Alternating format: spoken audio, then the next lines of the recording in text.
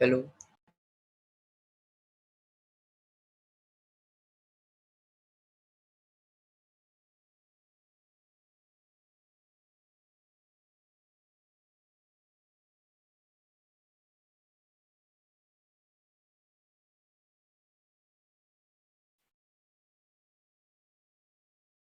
Good afternoon sir. नमस्कार। कैसे हो आप लोग? All good. Good afternoon, good afternoon. कैसे हैं आप लोग? ऑल गुड बच्चा लोग? Good afternoon sir. बताओ। Sir good evening, good evening, good evening. और सुनो ध्यान से। Good evening sir. Good evening बेटा। Evening sir. Good evening. देखो आज एकदम टाइम पे आऊँ। Evening sir. 4 बजे डॉट क्लास स्टार्ट हो जाएगी। जब भी मेरी होगी या 5:05 डॉट मेरी क्लास स्टार्ट होगी। तो गुड इसलिए आफ्टरनून कोई सर। बच्चा प्लीज लेट मत करना, समय से क्लास ज्वाइन कर लेना। समय से क्लास करेंगे तो ज्यादा कंटेंट कवर होगा। आज कुछ रूल्स हैं क्लास के रूल्स ये हैं कि क्लास में अपन कंटेंट ऑब्वियसली कवर करना है। मुझे बहुत पढ़ाना है, आईआईटी जेई के लिए करना है, तो ऑब्वियसली बहुत कवर करना होता है। तो वैसे केस में हम लोग स्टार्टिंग के बहुत समय तक बात नहीं कर रहे होंगे। हम आपको हर एक टॉपिक समझाने के बाद एक स्लॉट दूंगा 2 मिनट का, जिसमें आप मेरे से क्वेश्चन पूछ सकते हैं। उसके बाद फिर अपन मूव करेंगे अगले वाले पे। तो थोड़ा सा क्लास का डेकोरम बना के चलते हैं ताकि सारे बच्चे पार्टिसिपेट कर पाएं और अच्छे से समझें, और मुझे भी समझाने में थोड़ा आसान हो, मुझे भी पढ़ाने में अच्छा लगे। तो ये भी मैं चाहता हूं कि मैं ताकि ज़्यादा बेटर क्वालिटी डिलीवर कर पाऊं आप लोगों को। अब सॉलिड स्टेट के अंदर लास्ट क्लास में हम लोगों ने बात किया था कि सॉलिड स्टेट्स में आखिर कि सॉलिड्स के टाइप हमने 2 तरह के बात की थी, राइट? एक था क्रिस्टलाइन, एक था एमॉर्फस, और मैंने बहुत सारे एग्जांपल्स भी उसके बताए थे। क्रिस्टलाइन में क्या? में डाउट था सर। हाँ पूछो बेटा। सर वो एनाइसोट्रॉपिक और आइसोट्रॉपिक थोड़ा और एक बार बोल देंगे? ओके। एनेसोट्रोपिक वो होता है जिसकी फिजिकल एंड मैकेनिकल और ऑप्टिकल प्रॉपर्टी डिफरेंट डायरेक्शन में डिफरेंट हो। मतलब अगर मैं इधर की तरफ जा रहा हूं तो टेंसाइल स्ट्रेंथ कुछ और है, इधर की तरफ जा रहा हूं तो टेंसाइल स्ट्रेंथ कुछ और है। मतलब सॉलिड के अंदर ही अगर मैं डिफरेंट डायरेक्शंस में मूव कर रहा हूं तो मेरा जो फिजिकल और जो मैकेनिकल और जो ऑप्टिकल प्रॉपर्टीज है वो डिफरेंट आ रही हैं। वही अगर आइसोट्रॉपिक हुआ तो मैं जिस डायरेक्शन में भी जाऊंगा हर डायरेक्शन में मुझे प्रॉपर्टी सेम मिल रही होगी, फिजिकल, मैकेनिकल एंड इलेक्ट्रिकल। यही था तुम्हारा ऑप्टिकल, यही था तुम्हारा आइसोट्रॉपी और एनिसोट्रॉपी। एनिसोट्रॉपी जो होते हैं वो क्रिस्टलाइन सॉलिड्स के अंदर मिलते हैं, और आइसोट्रॉपी जो होते हैं वो एमॉर्फस सॉलिड के अंदर मिलते हैं। यहां तक बात हुई थी। उसके बाद मैंने बताया था आपको कि हमें पढ़ना जो है मेन वो क्या पढ़ना है बेटा? क्रिस्टलाइन सॉलिड ही हमें पढ़ना है, हमें एमॉर्फस सॉलिड को नहीं पढ़ना है। बस उसके एग्जांपल्स याद रखने ताकि एग्जाम में अगर क्वेश्चन आए तो हमसे एक क्वेश्चन बन जाए। अब क्रिस्टलाइन सॉलिड के अंदर भी मैंने आपको क्लासिफिकेशंस बताए थे based on the bond between the क्या कंस्टिट्यूएंट पार्टिकल्स, राइट? और based on the bond between the constituent particle हमारे पास जो टाइप्स ऑफ सॉलिड आए थे, मैं यहां यह वाला सारा स्लाइड हो चुका था हमारा। बेस्ड ऑन देखो यही 4 तरह के आए थे हमारे पास। कौन कौन से? एक तो आया था आयनिक सॉलिड, दूसरा था कोवलेंट या कोवलेंट नेटवर्क सॉलिड, तीसरा था तुम्हारा मेटालिक सॉलिड, और चौथा था तुम्हारा क्या बेटा? Molecular solid. तो ये 4 तरह के सॉलिड्स होते हैं based on the bond between the constituent particles. मतलब सॉलिड के अंदर कंस्टिट्यूएंट पार्टिकल होंगे, आइदर वो आयन होंगे या मॉलिक्यूल होंगे या एटम होंगे। तो कौन से पार्टिकल के बीच में कौन सा बॉन्ड बन रहा होगा, based on that we have these 4 kinds of क्या बेटा? These 4 kinds of solids. अब यहां पर हमने क्या करा है आज, इसको बिल्कुल अलग अलग कर दिया है ताकि तुम्हारे लिए समझना आसान हो जाए। तो यहां पर देखोगे तो मैंने क्या किया है, 1 to 1 सबको अलग अलग लिखा हुआ है। यहां देखो आप सामने है तुम्हारा सबसे पहले कौन सा वाला? Molecular solid. उसके बाद है नॉन पोलर, पोलर और हाइड्रोजन बॉन्डेड। मतलब मॉलिक्यूलर सॉलिड के अंदर 3 तरह के होते हैं, एक तो नॉन पोलर वाला, दूसरा पोलर वाला, और तीसरा हाइड्रोजन बॉन्ड वाला। बात को समझना बेटा, बहुत इंपॉर्टेंट क्या है इसके अंदर। इसके अंदर बहुत इंपॉर्टेंट ये है कि अगर मैं नॉन पोलर की बात करता हूं, जैसे फॉर एग्जांपल आपको केमिकल बॉन्डिंग पढ़ा दिया है मैंने, तो मुझे पता है नॉन पोलर के अंदर जो एग्जांपल होगा वो होगा CO2 सॉलिड। सर कैसे?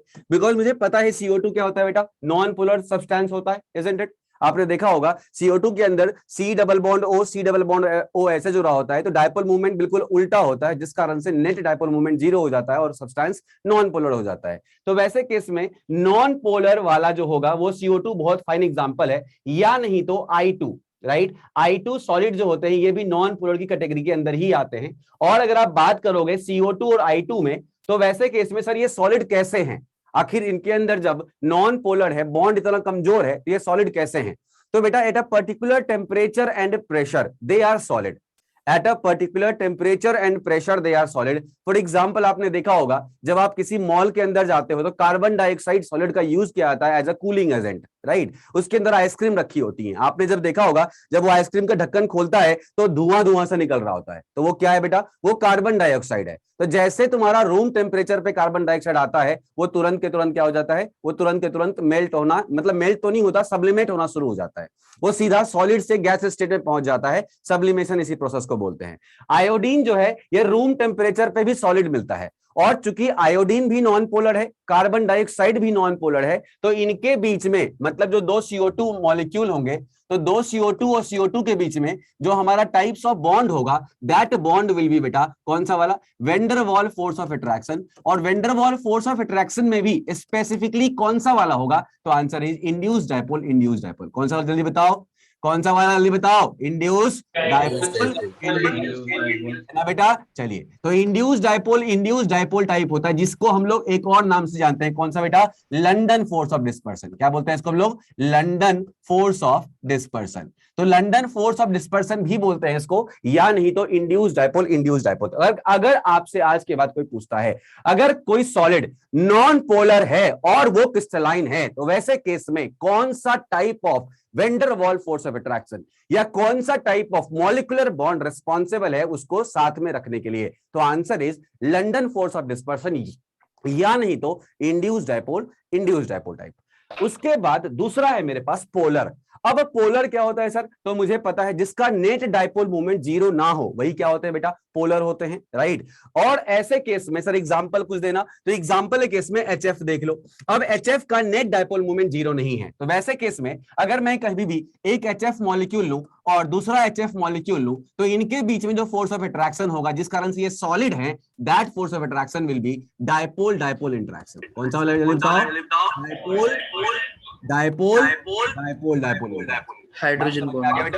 हाँ, बिल्कुल। अब यहाँ पर डाइपोल में भी कौन सा टाइप है, तो एक बहुत ही स्पेशल टाइप है, इसको हम लोग कौन सा वाला बोलते हैं, इसको बोलते हैं हम लोग hydrogen bond type, right. Dipole ही, हाइड्रोजन बॉन्ड क्या है, डाइपोल का ही एक स्पेशल केस है जहां पर HF NH और OH क्या करता है, एक स्पेशल टाइप ऑफ बॉन्डिंग बनाता है और जिसको हम लोग हाइड्रोजन बॉन्ड का नाम देते हैं। तो अगर जो बोलेगा कि स्पेसिफिकली क्या आंसर करोगे, तो मैं बोलूंगा specific answer would be hydrogen bond. तो यहां पर मैं HF फिर नहीं लेता हूं, क्योंकि HF लूंगा तो फिर हाइड्रोजन बॉन्ड वाला केस खत्म हो जाएगा। मैं कोई और ले लेता हूं जहां पर कि हमने देखा है, लेट्स सपोज HCl अगर सॉलिड स्टेट में है, तो वैसे केस में इनके बीच में कौन सा लग रहा होगा, तो फॉर श्योर HCl के बीच में कौन सा लग रहा है, कौन सा लग रहा होगा, तो HCl के बीच में लग रहा होगा फॉर श्योर डाइपोल। और इसके अंदर इस डाइपोल को हम हाइड्रोजन बॉन्ड नहीं बोलेंगे, इस डाइपोल को हम नहीं बोलेंगे, राइट, क्योंकि HCl के अंदर हाइड्रोजन बॉन्ड। अब सुनना ध्यान से, वैसे ही अगर मैं बात करूं हाइड्रोजन बॉन्डेड वाला कौन सा होगा, तो मेरा एग्जांपल बहुत अच्छा हो सकता है इसमें, कौन सा वाला जो अभी जस्ट बताया था, कौन सा वाला, जल्दी बताओ, HF सॉलिड। कौन सा वाला, जल्दी बताओ, HF सॉलिड, या नहीं तो H2O सॉलिड, मतलब आइस। सबका आवाज बीच में बहुत इको हो रहा है सर। माइक ऑन है। किसी का माइक अनम्यूट है, प्लीज आप लोग म्यूट कर ले सब लोग अपना माइक, तभी आइको नहीं आएगा। तो मैंने बोला HF सॉलिड और या H2O सॉलिड, इनके बीच में जो आपस में मॉलिक्यूल के बीच में जो फोर्स ऑफ अट्रैक्शन होगा, that must be what, hydrogen bond. And hydrogen bond again is a type of क्या बेटा, molecular bond, is a type of molecular bond. तो अगर कोई पूछेगा H2O मॉलिक्यूल अगर मान लो है और ये अगर सॉलिड स्टेट में है, तो आपस में कौन सा बॉन्ड बन रहा होगा, तो मैं क्या बोलूंगा, हाइड्रोजन बॉन्ड। हाइड्रोजन। बहुत बढ़िया। सर ये कोवलेंट नेटवर्क सॉलिड्स का है? नहीं, ये तुम्हारा मॉलिक्यूलर सॉलिड है, ये तुम्हारा मॉलिक्यूलर सॉलिड है। यहाँ पर डाउट था हाँ, पूछो। सर, जो HF है आपने पढ़ाया था कि HF पॉलीमर बनाता है, हाँ बिल्कुल। तो सर अभी कल क्लास में आपने बताया था कि जो भी पॉलीमर बनाते हैं वो सारे अमॉर्फस होते हैं। HF का देखो, नहीं सुनो ध्यान से बेटा, होता क्या है कि हर HF जो है वो H2F2 के फॉर्म में मिलता है, राइट, डायमराइज होता है इन जनरल वो, अदरवाइज तो उसका पॉलीमेरिक फॉर्म भी एग्जिस्ट करता है। तो एक ही चीज ऐसा नहीं है कि क्रिस्टलाइन हो तो पॉलीमर हर कोई जो है वो क्रिस्टलाइन नहीं हो सकता, जितने भी पॉलीमर है वो कोई भी क्रिस्टलाइन नहीं हो सकता, ऐसा कोई स्टेटमेंट नहीं है। मैंने क्या बोला था, मैंने बोला था कि जो ऑर्गेनिक मोस्टली पॉलीमर्स होते हैं या ग्लास पॉलीमर है, राइट, तो वैसे केस में हमने बोला था कि यहाँ पर हम लोग इसको इन जनरल एक्सरसाइज में क्या लेंगे बताओ, एमॉर्फस के तौर पे लेते हैं। इन जनरल एक्सरसाइज में। क्योंकि कोई बच्चे ने मेरे से पूछा था सर स्टेटमेंट दो, आप स्टेटमेंट दो कि आप किसको आप एमॉर्फस कैटेगरी में रखोगे। तो मैंने बोला था कि अगर कोई ऐसा पॉलीमेरिक फॉर्म है जो कि पॉलीमराइज होके बना है और हमने उसको पॉलीमरेज बनाया है, जैसे पॉलीथीन है, पॉलिस्टर है, right, there are many other, PVC है, ये सब के सब क्या है बताओ, ये सब के सब एमॉर्फस है। लेकिन H2F2 जो है ये अपने अपने नेचर ने बनाया, हमने उसको पॉलीमराइज नहीं करा है, नेचुरली ये मिलते हैं पॉलीमेरिक फॉर्म में। बात समझ में आ रही है? और जब नेचर कोई चीज बनाता है तो वो बड़े अरेंजमेंट्स का ध्यान रखता है, क्योंकि नेचुरली कोई और फोर्स काम कर नहीं रहा, उसका कौन सा फोर्स काम कर रहा है, हाइड्रोजन बॉन्ड वाला फोर्स काम कर रहा है। और चूंकि हाइड्रोजन बॉन्ड बहुत स्ट्रांग है, that is why they are mostly in dimerize और पॉलीमेरिक फॉर्म। बात समझ में आ गई? लेकिन अगर पॉलीमर हम बना रहे हैं, फोर्सफुली बना रहे हैं, प्रेशर टेम्परेचर लगा के, तो वहां पर हम अरेंजमेंट का ध्यान नहीं रखते। हम क्या करते हैं, उसको हाई प्रेशर टेम्परेचर पे डाल के और सारे यूनिट्स को जोड़ देते हैं, यही तो करते हैं, और क्या कर रहे हैं। तो वैसे केस में थोड़ा सा जनरल आइडिया दिया था मैं, ऐसा कोई स्ट्रेट फॉरवर्ड स्टेटमेंट नहीं है। ठीक है बेटा? अच्छा, अब सुनना ध्यान से बेटा। तो मॉलिक्यूलर सॉलिड के अंदर तीन तरह के हो, कौन कौन जल्दी बताओ। एक हो गया नॉन पोलर, दूसरा पोलर, और तीसरा हाइड्रोजन बॉन्डेड वाला, राइट। नॉन पोलर में कौन सा फोर्स लगेगा?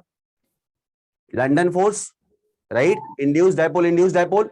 पोलर में कौन सा लगेगा? पोलर में डायपोल, डायपोल। और हाइड्रोजन बॉन्ड तो हाइड्रोजन बॉन्ड है ही, राइट। अच्छा, अब यहां देखो बेटा, बॉन्डिंग अट्रैक्टिव फोर्स कौन सा है, जो मैंने अभी बताया था, लंडन फोर्स। यहाँ पे डायपोल डायपोल इंटरेक्शन, यहाँ पे कौन सा बेटा? Hydrogen bond. कोई दिक्कत है इसमें? कोई दिक्कत है इसमें? नहीं। अच्छा, आर्गन सॉलिड, लंदन फोर्स में सर, लंदन फोर्स और डिस्पर्शन में क्या होगा सर? London force of dispersion is a kind of induced dipole, induced dipole बेटा, okay sir, is a kind of induced, उसी का दूसरा नाम है क्या? London force of dispersion. ठीक है, कॉमन नेम वही है। Okay sir. अच्छा, यहां पर argon, CCl4, H2, I2, CO2, अगर ये सब सॉलिड फॉर्म में है। सर आर्गन तो सॉलिड होता ही नहीं है बेटा, आपके समय में नहीं होता, इस रूम टेम्परेचर प्रेशर पे नहीं होता, लेकिन हम दुनिया में किसी चीज को सॉलिडिफाई कर सकते हैं, हम किसी भी चीज को सॉलिडिफाई कर सकते हैं eight a particular temperature and pressure. बात समझ में आ रही है? Eight a particular temperature and pressure हम किसी को भी सॉलिडिफाई कर सकते हैं। और अगर ये सॉलिडिफाई हो गए तो वैसे केस में कौन सा फोर्स लगेगा, जल्दी बताओ, कौन सा फोर्स लगेगा? London force of dispersion. Sir ऐसा क्यों हो रहा है? बिकॉज ऑफ आर्गन के पास कोई डायपोल नहीं है। CCl4 क्या है? नॉन पोलर मॉलिक्यूल है। H2 क्या है? नॉन पोलर मॉलिक्यूल है। I2 क्या है? नॉन पोलर मॉलिक्यूल है। CO2 क्या है? नॉन पोलर मॉलिक्यूल है। जहां भी नॉन पोलर मॉलिक्यूल हो जाए या फिर कोई नोबल गैस हो जाए, तो वैसे केस में उनका सॉलिड स्ट्रक्चर जो होगा वो हमेशा इंड्यूस्ड डायपोल को परफॉर्म कर रहा होगा। नॉन पोलर चीजें हमेशा इंड्यूस्ड डायपोल ही परफॉर्म करती हैं। ठीक है बेटा? अच्छा, अब अगर बात करें यहां पर HCl या SO2 या SO3 ले लो, तो HCl या SO2 लेता हूं, तो अगर HCl है या SO2 है तो वैसे किसमें मुझे क्लियरली दिख रहा है कि भैया HCl में भी पोल है, राइट, डायपोल है H और Cl के बीच में। SO2 के अंदर भी डायपोल है, बिल्कुल डायपोल है ये भी, just because of irregular geometry है इसका, है ना, इर्रेगुलर मॉलिक्यूल है ये, तो वैसे केस में ये डायपोल है। अगर ये डायपोल है और सॉलिड स्टेट में आ चुका है तो मतलब इनके बीच का जो फोर्स ऑफ अट्रैक्शन होगा वो कौन सा वाला होगा? डायपोल डायपोल टाइप होगा, राइट। और पानी के अंदर हमें पता है हाइड्रोजन बॉन्ड होता है, बिल्कुल सही बात है। तो अगर हाइड्रोजन बॉन्ड पानी के अंदर होता है तो फॉर श्योर जो type of force of attraction होगा, जो मॉलिक्यूलर फोर्स उसके लिए काम करेगा, जिस कारण से वो सॉलिड स्टेट में है, that will be what? That will be your hydrogen bond, right. अच्छा, अब ये फिजिकल नेचर कैसा होता है इनका? तो ये बहुत सॉफ्ट होते हैं, है कि नहीं? जल्दी बताओ, ये बहुत ही सॉफ्ट होंगे। क्यों? ये मोस्टली हैं जिनका बॉइलिंग पॉइंट, मेल्टिंग पॉइंट बहुत कम है, राइट। और जब आप इसको गैस सॉलिडिफाई कर भी दोगे तो भी ये बड़े ही सॉफ्ट अपीयरेंस में होंगे। इनफैक्ट कार्बन डाइऑक्साइड गैस, अगर आप कभी सॉलिड को टच करोगे, कार्बन डाइऑक्साइड सॉलिड को जो वो लोग लाते हैं इसको प्रिजर्व, वो बहुत ही क्या होता है? सॉफ्ट सा रहता है, पाउडर टाइप होता है। हाँ, पाउडर टाइप रहता है, बिल्कुल सही बोल रहे हो। आपकी आवाज रिपीट हो रही है। मेरी आवाज रिपीट?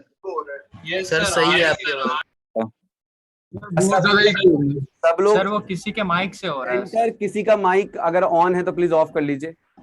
मैं आपको टाइम कोई सेंटर का माइक ऑन है शायद, ऑन ऑफ कर दिया सबने? दैट्स ग्रेट, थैंक यू बच्चा।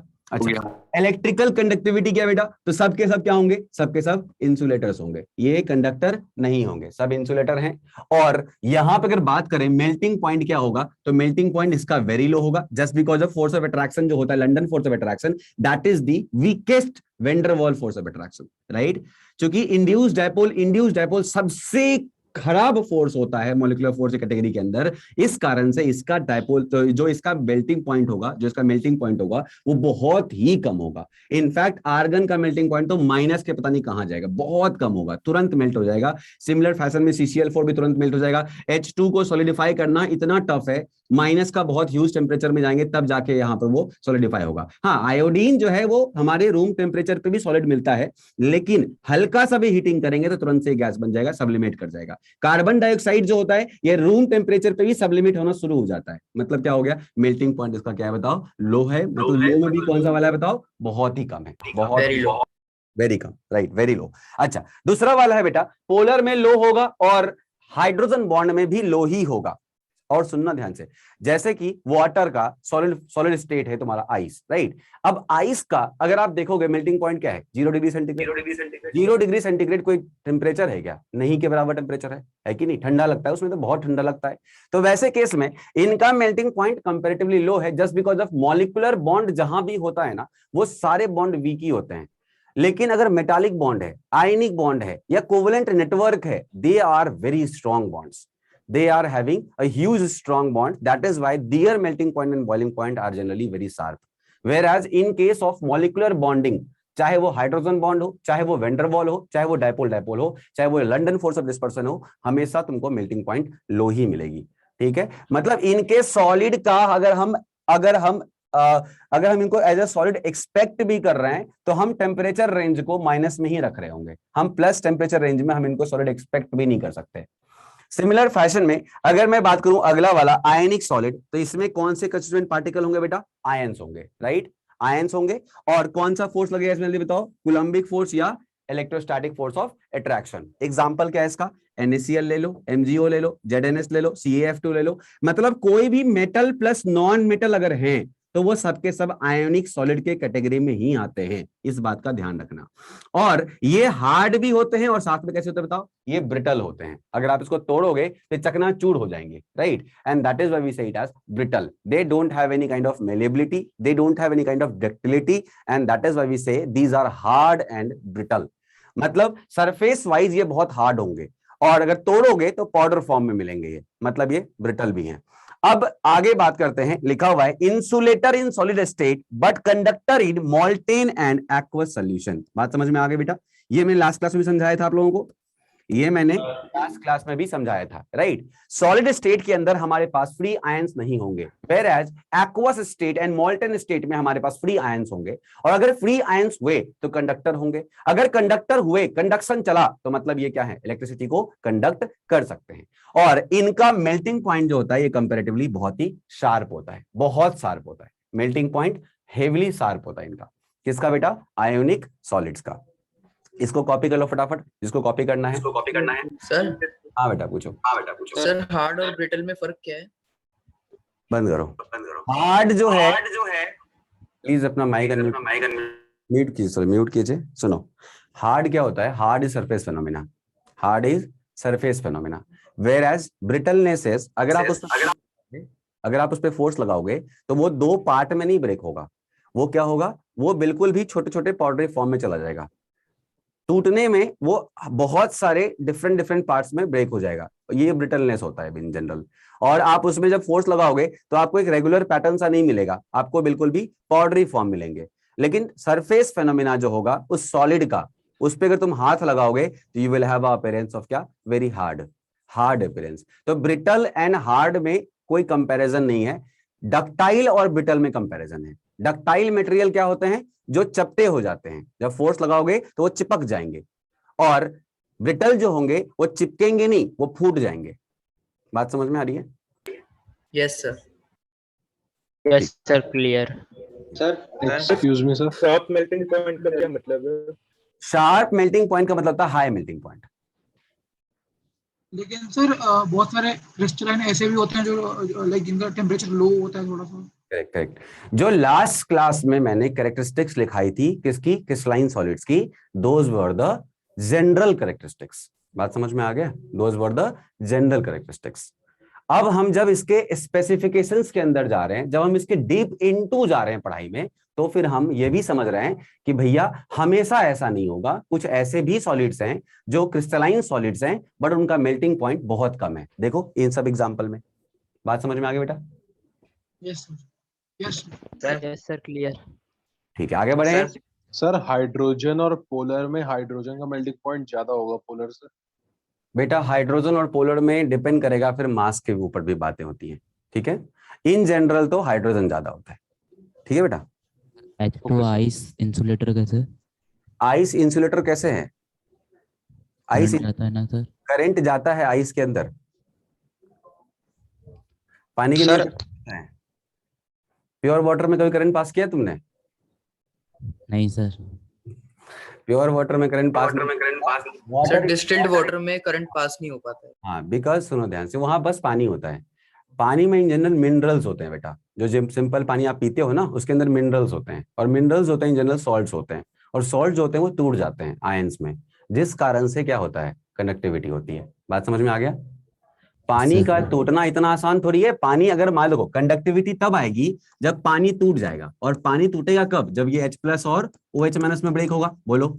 अब सर ने आपको बताया होगा कि जब पानी H+ और OH- में ब्रेक होता है तो इसका जो वाटर कांस्टेंट होता है Kw की वैल्यू, उस Kw की वैल्यू समवेयर अराउंड कितनी होती है? 10⁻⁻14। सर ने बताया होगा ये बात? Yes sir. हाँ, तो 10⁻⁻14 का मतलब है पानी एक बहुत ही वीक इलेक्ट्रोलाइट है। क्या है ये? बहुत ही वीक इलेक्ट्रोलाइट है। और वीक इलेक्ट्रोलाइट जो होते हैं वो कभी भी कंडक्शन में पार्टिसिपेशन नहीं करते हैं। वीक का मतलब ही क्या? ये बहुत वीक है। लेट सपोज अगर कोई बोलता कि मेरे पास CH3COH है, सर ये कंडक्शन करेगा क्या? हाँ ये करेगा। क्यों? क्योंकि ये वीक तो है बट बहुत वीक नहीं है, ये तोड़ सकता है H+ आयन, वेरेज पानी अपने मन से H+ आयन नहीं तोड़ता। बहुत रेयर, आप अगर इसके ऊपर बहुत हाई टेम्परेचर लगा दो, प्रेशर लगा दो, या फिर जो भी कंडीशंस होते हैं उसको मेंटेन करोगे, तब जाके ये टूटना शुरू करता है। और इसका बात सामने प्रूफ वहां से है कि Kw की वैल्यू बहुत कम है। अगर Kw की वैल्यू कम होती है तो इलेक्ट्रोलाइट जो होते हैं वो क्या होते हैं? वेरी वीक इलेक्ट्रोलाइट होते हैं। और वेरी वीक इलेक्ट्रोलाइट कभी भी कंडक्शन में पार्टिसिपेशन नहीं करता। बात समझ में आ रही है बेटा? अगर तुम यस सर। अगर तुम इस एसिटिक एसिड की बात करोगे तो इसमें Ka डिफाइन होता है, और Ka की वैल्यू इसकी होती है 1.8 × 10⁻⁵ देख रहे हो आप लोग? तो मतलब ये हो गया कि एसिटिक एसिड जो है ये तुम्हारा कम से कम 10⁹ टाइम्स बेटर इलेक्ट्रोलाइट है देन पानी। इस कारण से इसके अंदर कंडक्शन होता है थोड़ा बहुत, वेरे जिसके अंदर कंडक्शन बिल्कुल भी नहीं होता।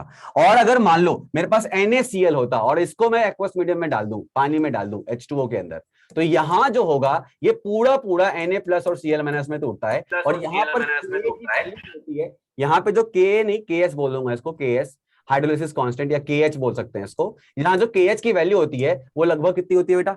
इनफाइनाइट होती है, just because of NaCl is what? Strong electrolyte, and that is why NaCl gives क्या?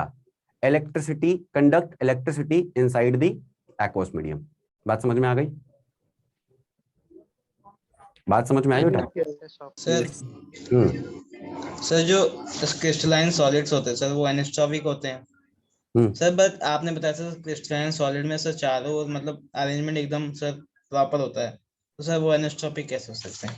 लास्ट क्लास में ये तो समझाया था, क्रिस्टलाइन में अरेंजमेंट प्रॉपर था, इस कारण से तो एनिसोट्रॉपिक था, क्योंकि एक डायरेक्शन प्रॉपर था इसलिए। एक डायरेक्शन में AB टाइप था और एक डायरेक्शन में AA टाइप था। याद है? कल पढ़ाया तो था। एक डायरेक्शन में मैं जब गया था, यहाँ तो समझाया था बेटा। देखो यहाँ एक डायरेक्शन में जब जा रहा हूँ तो मेरे को छोटे छोटे गोले मिल रहे हैं, और एक डायरेक्शन में मेरे को बड़े छोटे मिल रहे हैं। सेम है क्या पैटर्न? सेम पैटर्न है? No sir. अगर पैटर्न डिफरेंट है तो बताओ क्या होगा? प्रॉपर्टीज भी डिफरेंट होगी ना। Yes sir, sorry sir. ठीक है, ये समझाया था लास्ट क्लास में मैं, पता नहीं आप समझे क्यों नहीं। हाँ पूछो सर। जो एंटीसेप्टिक्स होते हैं तो उनमें जो आयोडीन होता है उसको हीट करने से वो सॉलिड में कन्वर्ट हो जाएगा। एंटीसेप्टिक्स जो होते हैं उसको क्या करें? तो एंटीसेप्टिक्स को हीट करने से मतलब सॉलिड फॉर्म में हम आयोडीन निकाल सकते हैं क्या? सॉलिड फॉर्म में आयोडीन निकाल सकते हैं, कोई भी चीज को किसी भी चीज में कन्वर्ट कर सकते हैं। आयोडीन को अलग कर सकते हैं अगर हमारे पास कोई केमिकल मेथड उसको अलग करने का, तो बिल्कुल कर सकते हैं। रिएक्शंस के थ्रू प्रोडक्ट को बनाते ही ना बेटा। बस आयोडीन थोड़ा होता है, और भी बहुत कुछ होता है ना उसके अंदर। आयोडीन बस नहीं होता, उसके अंदर लिक्विड फॉर्म में कुछ और भी होता है, तो उससे आयोडीन अलग करने का तरीका होगा, हमें उसमें क्यों पढ़ना।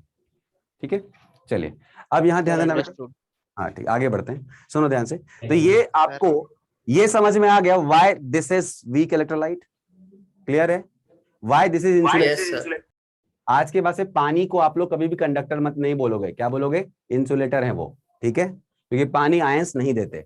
चलिए अगला है मेटालिक सॉलिड। क्या होता है मेटालिक सॉलिड बेटा, जल्दी बताओ। मेटालिक सॉलिड वो सॉलिड जहां पर क्या होता है, जहां पर मेटालिक बॉन्ड रिस्पॉन्सिबल होता है। आप लोग अभी अपना माइक मत अनम्यूट करो, सुनो ध्यान से। इसमें क्या होता है, ऐसे करके मेटल के एटम अरेंज होते हैं, ऐसे करके मेटल के एटम अरेंज होते हैं। अब ये जो मेटल का एटम अरेंज्ड है, ये मेटल्स वो होते हैं जो मोस्टली इलेक्ट्रोपॉजिटिव होते हैं। इलेक्ट्रोपॉजिटिव मेटल्स क्या करते हैं, इलेक्ट्रॉन लूज कर देते हैं, और वो इलेक्ट्रॉन जो है इनके इंटरस्टिशियल साइट्स के अंदर कहीं ना कहीं बैठा रहता है ऐसे करके, और ये इलेक्ट्रॉन क्या करते हैं, यहां पर इस तरह से एज अ बाइंडर काम करते हैं। सर बाइंडर क्या होता है, तो बाइंडर ये होता है कि इसका भी न्यूक्लियस है, इसका भी न्यूक्लियस है, दोनों न्यूक्लियस क्या करेगा, माइनस चार्ज को अट्रैक्ट करेगा। तो वैसे केस में एक इलेक्ट्रॉन को ये भी अट्रैक्ट कर रहा है, उसी इलेक्ट्रॉन को ये भी अट्रैक्ट कर रहा है। अब आप ही बताओ, अगर मान लो एक आदमी मेरे को खींच रहा है, दूसरा भी मेरे को खींच रहा है, तो बताओ मैं कौन हूं, मैं बाइंडर हूं ना इन दोनों के बीच का, सोचो। Yes sir. पहले ये भी मेरे को खींच रहा है और ये भी मेरे को खींच रहा है, वैसे केस में ये दोनों आपस में इनडायरेक्टली कनेक्टेड हैं, है कि नहीं, और मैं उसमें बाइंडर का काम कर रहा हूं।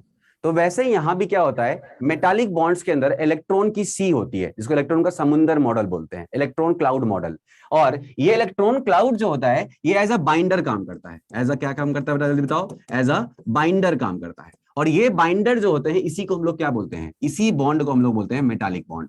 तो आपको अगर कोई पूछेगा क्या कि मेटल के एटम्स क्या बहुत क्लोज होते हैं, आंसर है नहीं, मेटल्स के एटम बहुत दूर होते हैं, लेकिन इनके इलेक्ट्रॉन्स जो फ्री होते हैं अंदर में, वही इलेक्ट्रॉन क्या करता है, एज अ बाइंडर काम करता है। और जब आप इससे क्या पास करते हो, इलेक्ट्रिसिटी पास करते हो, जब आप एक वोल्टेज लगा देते हो इसके अंदर, ईएमएफ बैटरी लगा देते हो, तो ये सारे के सारे इलेक्ट्रॉन अलाइन हो जाते हैं, और अलाइन होके एक पर्टिकुलर डायरेक्शन में फ्लो करना शुरू कर देते हैं। जैसे फॉर एग्जांपल, अगर मान लो मैंने इस मेटल के दोनों तरफ लगा दिया, एक तरफ प्लस एंड लगा दिया, दूसरी तरफ माइनस एंड लगा दिया, तो वैसे केस में जितने भी इलेक्ट्रॉन होंगे, ये सब के सब इधर की तरफ क्या होंगे बताओ, भागना शुरू कर देंगे। और जिस कारण से मेटल क्या हो जाता है बताओ, मेटल कंडक्टर हो जाता है, किसका, इलेक्ट्रिसिटी का।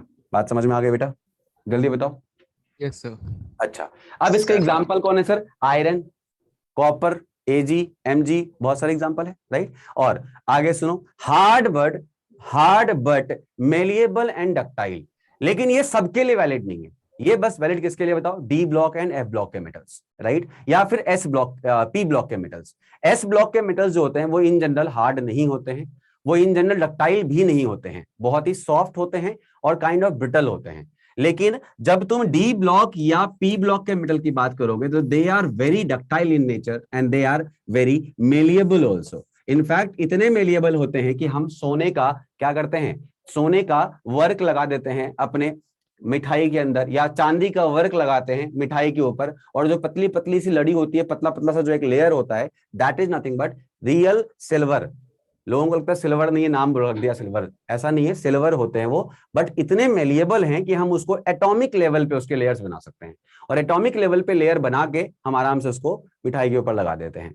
अब अगर कोई पूछता है कि भैया ये कैसा होता है, कंडक्टर या नहीं, तो आंसर क्या है बताओ, ये कंडक्टर होते हैं। कौन से स्टेट में, आइदर इन सॉलिड और इन मोल्टेन स्टेट। और कंडक्टर क्यों होते हैं बेटा, just because of free electrons. बात समझ में आ गई बेटा, जल्दी बताओ।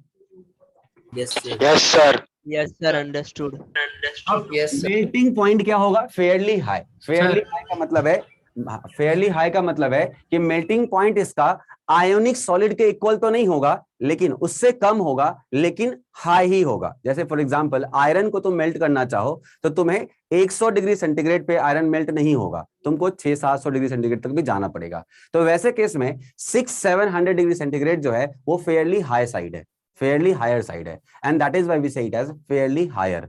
ऑल्दो सबके लिए वैलिड नहीं है, सारे मेटल्स के लिए वैलिड नहीं है, सारी मेटल्स की प्रॉपर्टी ऐसी नहीं होती है, लाइक मरकरी एंड ऑल, लेकिन फिर भी अगर कोई पूछेगा इन जनरल, तो मैं बोलूंगा fairly high, conductor and malleable, ductile, hard और Obviously, electron C model, just because of that, they are very intact, very close, and that is why metallic bond is comparatively stronger bond.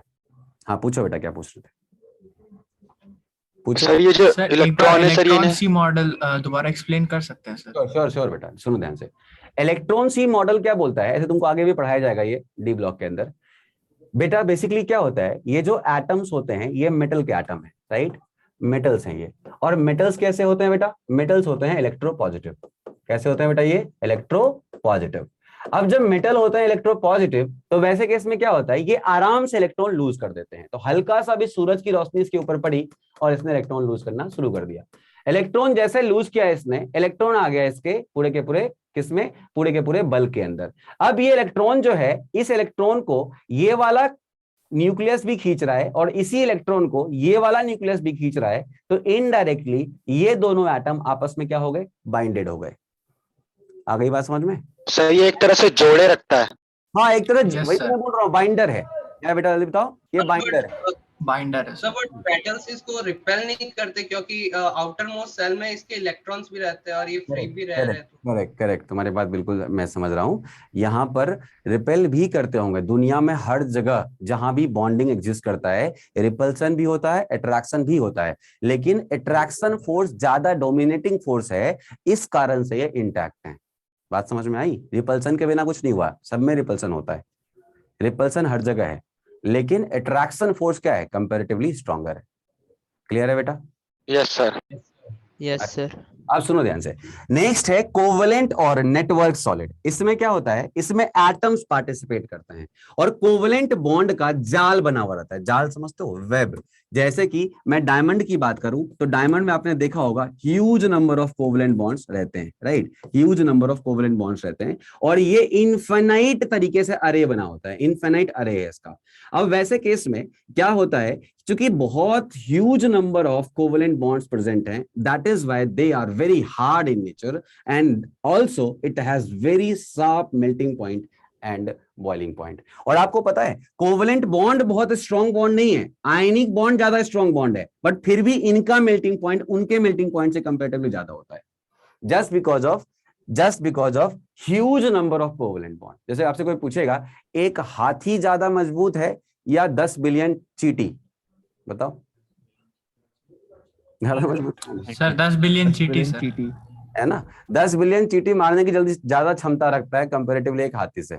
तो वैसे case में यहाँ भी वही बात चल रही है, 10 बिलियन चींटी के इक्वल है। बहुत huge number of covalent bonds बने हुए हैं कार्बन कार्बन के बीच, और यहाँ पर एटम पार्टिसिपेट कर रहे हैं। आप देख सकते हो यहाँ पे एटम पार्टिसिपेट कर रहे हैं। तो इसके एग्जाम्पल क्या है सर? इसके एग्जाम्पल है SiO2। बहुत इंटरेस्टिंग एग्जांपल है बेटा SiO2। क्यों? क्योंकि SiO2 को देख के लगता है कि SiO2 सिंगल यूनिट होगा, बट ये ह्यूज एक क्या है? एक पॉलीमेरिक यूनिट है सिलिकॉन ऑक्साइड का, और ये कुछ ऐसा होता है। SiO2 कुछ ऐसा होता है, ऐसे करके चलता है, ऐसे करके चलता है, और ह्यूज नंबर ऑफ क्या होंगे? ऐसे करके बॉन्ड्स बने रहेंगे। और चूंकि यहाँ पर सिलिकॉन 4 ऑक्सीजन से घिरा रहता है, इस कारण से यहाँ पर हाइब्रिडेशन क्या होती है? इसकी sp3 होती है। ये ध्यान रखना, एक बार इसके ऊपर क्वेश्चन आ चुका है, बच्चों को लगता है SiO2 sp होगा। क्यों? सिलिकॉन नंबर 14 का आता है। एक मिनट बेटा, पूरा मेरा बात सुनो पहले। सिलिकॉन ग्रुप नंबर 14 का आता है। अगर ग्रुप नंबर 14 का है तो आउटर मोस्ट में 4 होंगे, एक ऑक्सीजन 2 लेगा, 2 ऑक्सीजन 4 लेगा, तो लोन पेयर 0, बॉन्ड पेयर 2। तो आपके हिसाब से सिलिकॉन ऐसा होना चाहिए, सिलिकॉन ऑक्साइड ऐसा होना चाहिए, राइट? देखो ऐसा CO2 होता है, जैसा CO2 होता है वैसा SiO2 होना चाहिए, बट ऐसा नहीं होता है। और एक बार जब एग्जाम में क्वेश्चन आया था कि SiO2 में सिलिकॉन का ऑक्सीडेशन हाइब्रिडाइजेशन क्या है, और पहला ऑप्शन था sp, मोस्टली बच्चों ने आंसर sp किया था, ऑल्दो ये क्या है? गलत है। क्यों? क्योंकि SiO2 ऐसा होता ही नहीं है। SiO2 एक कोवलेंट नेटवर्क सॉलिड है जहां पर एक सिलिकॉन 4 ऑक्सीजन से घिरा रहता है। बात समझ में आ गई बेटा? बात समझ में आ गई? Yes sir. सर एक चीज समझ नहीं है, अगर 4 से घिरा रहता है तो SiO4 नहीं होना चाहिए? नहीं, हर एक यूनिट ऐसे करके SiO2 लेके चलते हैं, ऐसे करके चलते हैं। SiO2 ही इसका नेट यूनिट होता है। अब सुनना, हाइब्रिडेशन sp3 होगा। sp3 होगा, हाँ बिल्कुल। सर यहाँ शेयरिंग कैसे होगा इलेक्ट्रॉन का सर? क्यों नहीं होगा बेटा? सर मतलब एक इलेक्ट्रॉन शेयर होगा बस 2 के जगह? बिल्कुल। इधर से एक कर रहा है, इधर से एक कर रहा है, हो गया 2, इधर से कर रहा है 3, इधर से कर रहा है 4। तो सर यहाँ एक इलेक्ट्रॉन फिर बच जाएगा ना ऑक्सीजन के पास सर? क्यों बच जाएगा? इधर और बॉन्ड बनाना है ना, ऐसे तो 4 इलेक्ट्रॉन बच जाएंगे। ऑक्सीजन के पास तो 4 इलेक्ट्रॉन बच रहे हैं। ऑक्सीजन के पास बॉन्ड बनाने के बाद 4 इलेक्ट्रॉन बच रहे हैं बेटा। हाँ तो बच सर तो ये एग्जांपल्स रन करने पड़ेंगे, लर्न करने पड़ेंगे। सुनना ध्यान से बेटा, ऑक्सीजन की जो वैलेंसी होती है वो कितनी होती है? 2 होती है। और यहाँ पर सारे के सारे ऑक्सीजन डाइवेलेंट है, और सिलिकॉन की वैलेंसी 4 होती है, ग्रुप नंबर 14 का एलिमेंट है। तो यहाँ पर सारे सिलिकॉन टेट्रावैलेंट है। बात समझ में आ रही है? Yes sir. इसीलिए सिलिकॉन sp कहां पर है? sp3 पर है, ना कि sp पे। अब इसके और एग्जांपल क्या है बेटा? Silicon carbide, carbon diamond, lone pair हो जाएगा। हाँ लोन पेयर हो जाएगा बिल्कुल। ALN aluminium nitride, carbon graphite, ये सब एग्जांपल किसके बताओ? ये सब एग्जांपल हैं कोवलेंट नेटवर्क सॉलिड के। ये एग्जांपल याद कर लो बेटा, बहुत इंपॉर्टेंट है। बस यही है सर, यही 4-5 ही हैं जो इंपॉर्टेंट एग्जाम में आते हैं। Okay sir. अपना माइक प्लीज म्यूट कीजिए, माइक म्यूट करो बेटा, माइक म्यूट कीजिए प्लीज। ठीक है, तो ऐसे तो देखो ध्यान देना बेटा, ऐसे और भी एग्जाम्पल होते हैं, ऐसा नहीं इतना ही 4-5 एग्जाम्पल हैं, बहुत सारे एग्जाम्पल होते हैं इसके, लेकिन जो काम के वही 4-5 ही हैं। जैसे silicon oxide that is quartz, silicon carbide, carbon diamond, aluminium nitride, carbon graphite, तुम्हारा बोरोन नाइट्राइड, ये सब एग्जाम्पल होते हैं इसके। अब सुनना ध्यान से, हार्ड होते हैं, बिल्कुल होते हैं, बस एक एग्जाम्पल ऐसा है जो सॉफ्ट है, वो कौन सा बेटा? वो है ग्रेफाइट। ग्रेफाइट सॉफ्ट होता है, बाकी सारे कैसे होते हैं? हार्ड होते हैं। और इतने हार्ड होते हैं कि आप लोग देखोगे घर में आता है क्वार्ट्ज लेके, कौन? कारपेंटर। आपने देखा होगा वो लकड़ी को पॉलिश करने का काम करता है, तो उससे पहले वो फिनिशिंग करता है। तो फिनिशिंग करने के लिए वो जो सैंड पेपर लेके आता है ना, वो क्वार्ट्ज पेपर ही है। और क्वार्ट्ज पेपर के थ्रू इतना हार्ड होता है वो कि वो लकड़ी को भी सॉफ्ट बना देता है। क्योंकि 2 हार्ड चीजें जब टकराएंगी तो क्या होगा बताओ? सरफेस कैसा होगा? सरफेस स्मूथ हो जाता है। तो स्मूथनिंग का काम करते हैं इसके थ्रू हम लोग। ये बहुत हार्ड होते हैं। और डायमंड के बारे में तो पता है ही, बहुत ज्यादा हार्ड होता है। अच्छा, ये कैसा होता है? इंसुलेटर होता है इन जनरल सारे, बट एक एक्सेप्शन कौन सा बेटा? Graphite. Graphite is the exception. Graphite कैसा होता है? ग्रेफाइट कंडक्टर होता है। कंडक्टर। और कोई पूछेगा वाई कंडक्टर, तो आंसर है फ्री इलेक्ट्रॉन्स। क्यों होता है ऐसे? Free electrons. सर देखो कंडक्शन के पीछे 2 ही रीजन होता है, या तो फ्री इलेक्ट्रॉन्स या फ्री आयंस। तो मेटल में, ग्रेफाइट में फ्री इलेक्ट्रॉन्स, और अगर कोई सॉल्ट है एक्वस या मोल्टन स्टेट में, तो आंसर क्या है उसका? Free ions. या कोई एसिड है या बेस है, तो वैसे केस में फ्री आयंस। बात समझ में आ गई बेटा? सर रिपीट कर दीजिए। मैं बोल रहा हूं कंडक्टर होने के पीछे का 2 ही रीजन होता है, या तो फ्री इलेक्ट्रॉन्स हो जाएं या नहीं तो फ्री आयंस हो जाएं। फ्री इलेक्ट्रॉन्स कहां होते हैं सर? या फ्री इलेक्ट्रॉन्स होते हैं या तो मेटल्स के अंदर या नहीं तो ग्रेफाइट के अंदर, यहां पे फ्री इलेक्ट्रॉन्स पाए जाते हैं। वेयर एज ये कंडक्टर होते हैं। वेयर एज अगर कोई पूछेगा फ्री आयंस कहां होते हैं, तो मैं बोलूंगा सॉल्ट्स के अंदर एक्वस मीडियम में या मोल्टन स्टेट में, उसके बाद एसिड्स के अंदर एक्वस मीडियम में, या बेस के अंदर एक्वस मीडियम में, यहां पे फ्री आयंस होते हैं।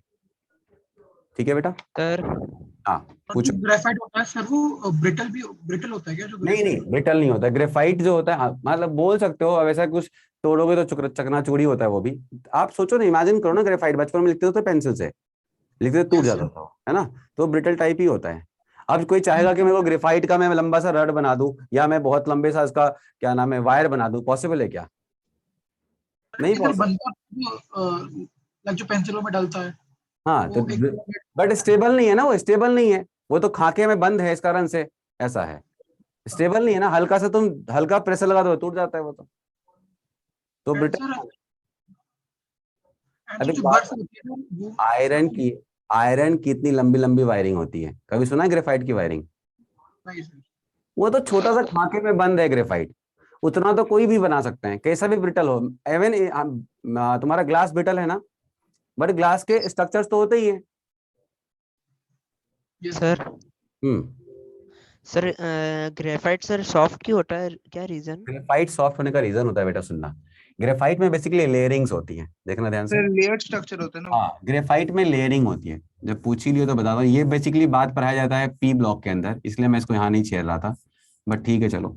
ग्रेफाइट में लेयरिंग्स होती हैं, ऐसे इसे मैं बना रहा हूं ना, ये लेयरिंग है। तो ग्रेफाइट के अंदर क्या होता है कि इस लेयर्स में, लेयर के अंदर भी एक लेयर होता है। तो लेयर के अंदर, लेयर का मतलब क्या है कि एक लेयर ऊपर है और दूसरा लेयर तुम्हारा यहाँ पर है, तो ये दोनों लेयर्स हो गए, राइट।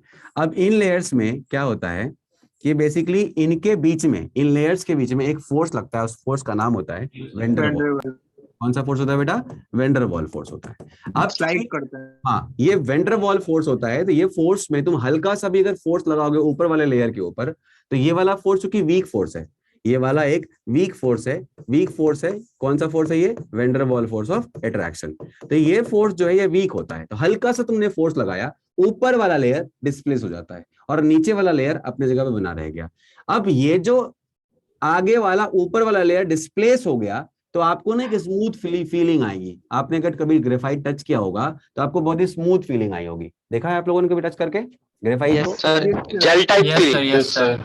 जी। तो इस कारण से ये स्लिपरी भी होते हैं, ये लुब्रिकेंट के तौर पे भी एक्ट किए करते हैं। तुमको पता है मैकेनिकल इंडस्ट्रीज में आप ग्रेफाइट लुब्रिकेंट को यूज करते हैं, क्योंकि ग्रेफाइट जो होता है वो बहुत हाई टेम्परेचर पे भी मेल्ट नहीं करता। और मैकेनिकल इंडस्ट्रीज के अंदर जो कटिंग टूल्स होती हैं उसमें टेम्परेचर जो होता है कटिंग टूल्स का, वो तुम्हारे 2000-3000 डिग्री सेंटीग्रेड चला जाता है। और वैसे केस में अगर मैं ऑयल को यूज करूंगा तो ऑयल में आग लग जाएगा, just because of mostly oil hydrocarbons होते हैं। तो वैसे केस में हम लोग ग्रेफाइट को यूज करते हैं as a lubricant, because of इसका मेल्टिंग पॉइंट बहुत हाई होता है, somewhere around 35-36 degree centigrade, 35-3600 degree centigrade. और ये डायमंड से भी ज्यादा इसका मेल्टिंग पॉइंट होता है। ये मैंने आपको थर्मोकेमिस्ट्री में पढ़ा रखा है, राइट। तो डायमंड से भी ज्यादा ये थर्मोडायनामिकली क्या होते हैं बताओ? स्टेबल होते हैं। और इसके पीछे का रीजन है ये फ्री इलेक्ट्रॉन्स। ये फ्री इलेक्ट्रॉन्स अंदर में रोटेट कर रहा होता है और इस कारण से ये फ्री इलेक्ट्रॉन्स जो हैं पूरे स्ट्रक्चर में घूम रहा होता है, और इसलिए ही ये कंडक्टर भी होता है। ये फ्री इलेक्ट्रॉन्स अंदर घूम रहे होते हैं। तो नहीं, बेंजीन टाइप नहीं होता बेटा, इसमें सिंगल इलेक्ट्रॉन होते हैं, बेंजीन में डबल इलेक्ट्रॉन्स होते हैं, ठीक है सर? अंडरस्टूड।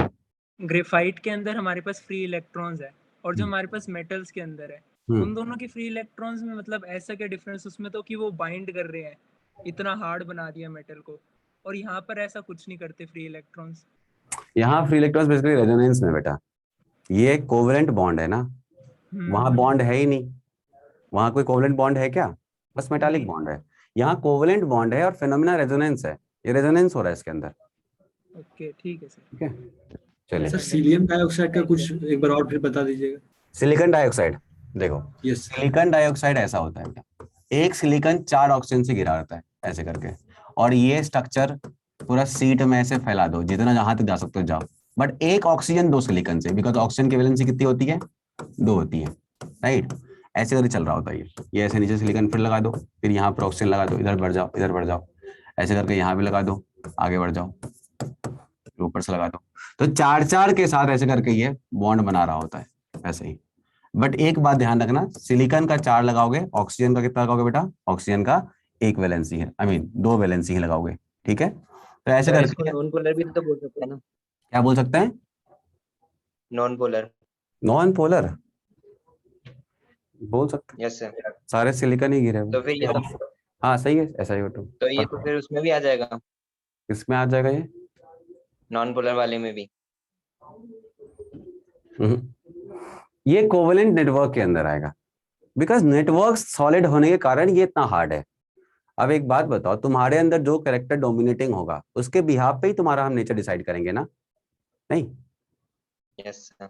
जो कैरेक्टर तुम्हारा डोमिनेटिंग नहीं है उसके बिहाफ पे हम डिसाइड नहीं करेंगे। लेट्स सपोज तुम अच्छा खाना बनाते हो, तुमको हम बोलते तुम लड़की हो, ऐसा पॉसिबल है क्या? वो कैरेक्टर तुम्हारा डोमिनेटिंग नहीं है ना, वो तो ठीक है, कोई भी बना सकता है अच्छा खाना, समझ रहे हो? Yes sir. हाँ, और तुमको पता है एक बार अभी आगे क्वेश्चंस आएगा तो मैं तुम्हें दिखाऊंगा, कुछ ऐसी चीजें आएंगी जो दोनों के अंदर फॉल कर रही होंगी, दोनों में फॉल कर रही होंगी, मतलब कोवेलेंट नेटवर्क में भी फॉल कर रही होंगी और मॉलिक्यूलर में भी फॉल कर रही होंगी। Non polar. हाँ जी, तो वो दोनों में थोड़ा ना करेंगे, फिर उसको कोवेलेंट में ही करेंगे। दोनों में करेगी, अभी देखना आएगा एग्जांपल। चिल्लर आगे बढ़।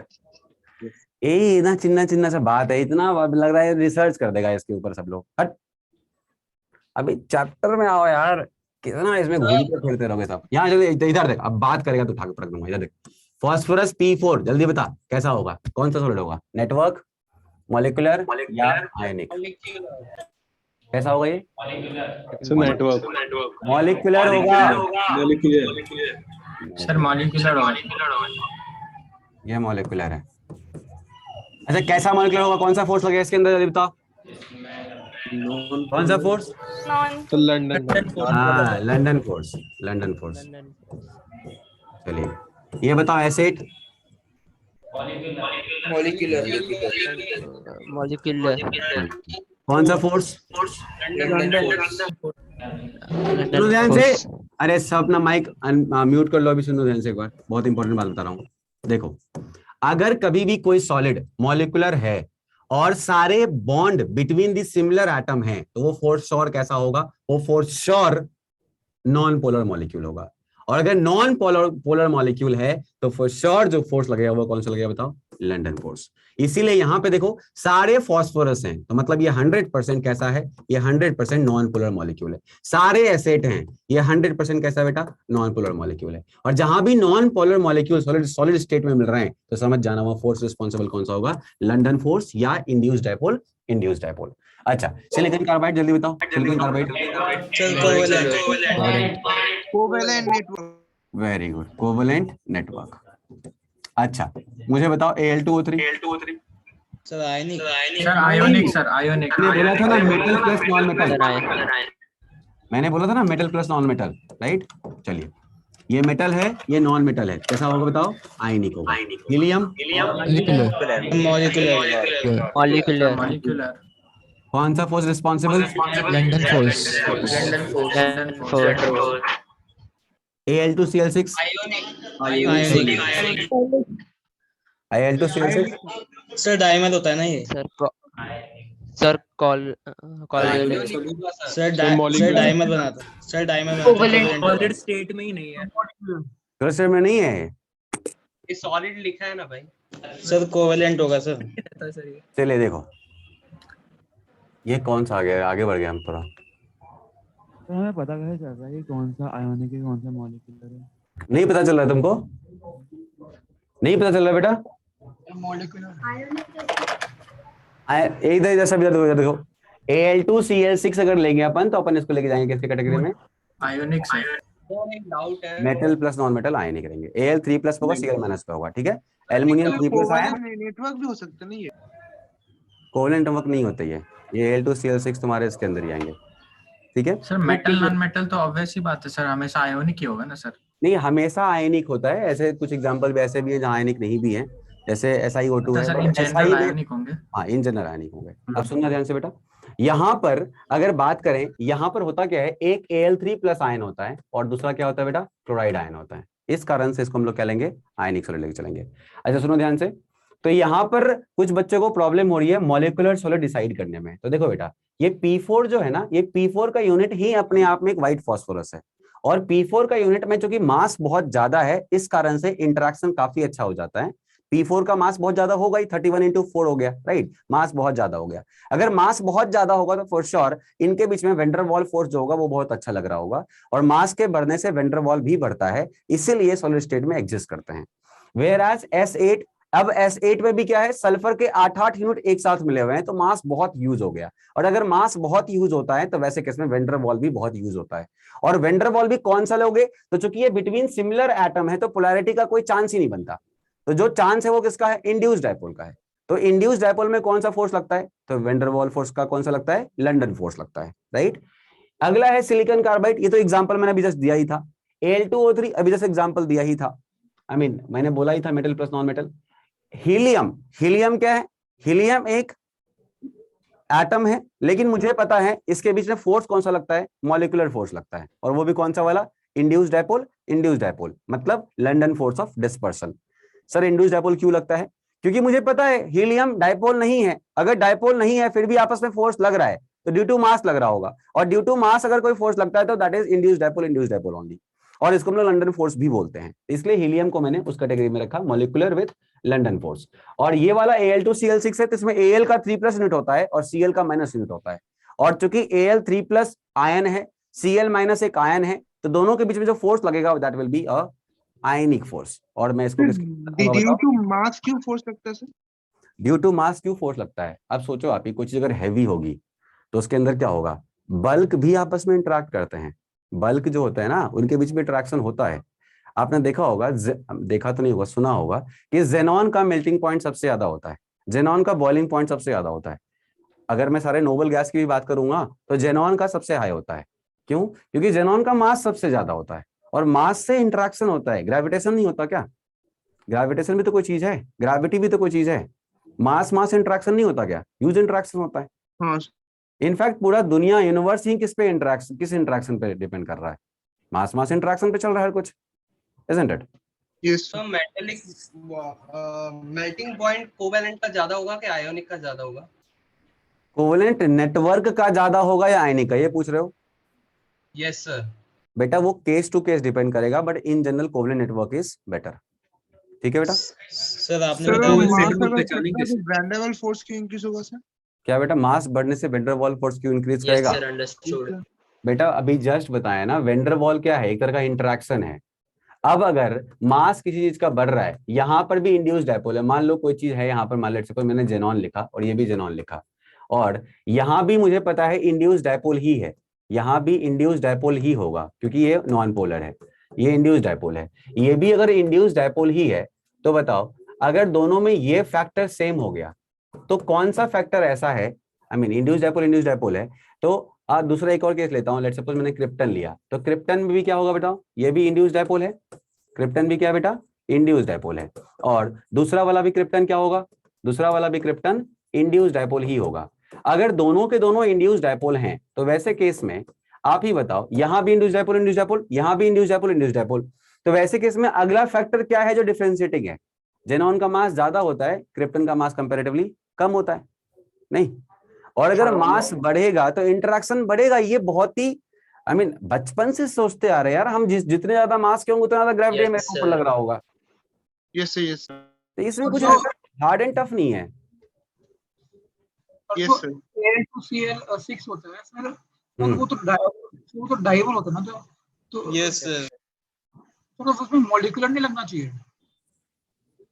डायमर होता है बेटा, लेकिन जब यूनिट्स में वो अरेंज होते हैं ना, जब अपने क्रिस्टलाइन फॉर्म को बनाएंगे ना, वो जब वो यूनिट्स में अरेंज होते हैं तो वहां पर वो Al का 3+ आयन पुट करता है और Cl का - आयन पुट करता है।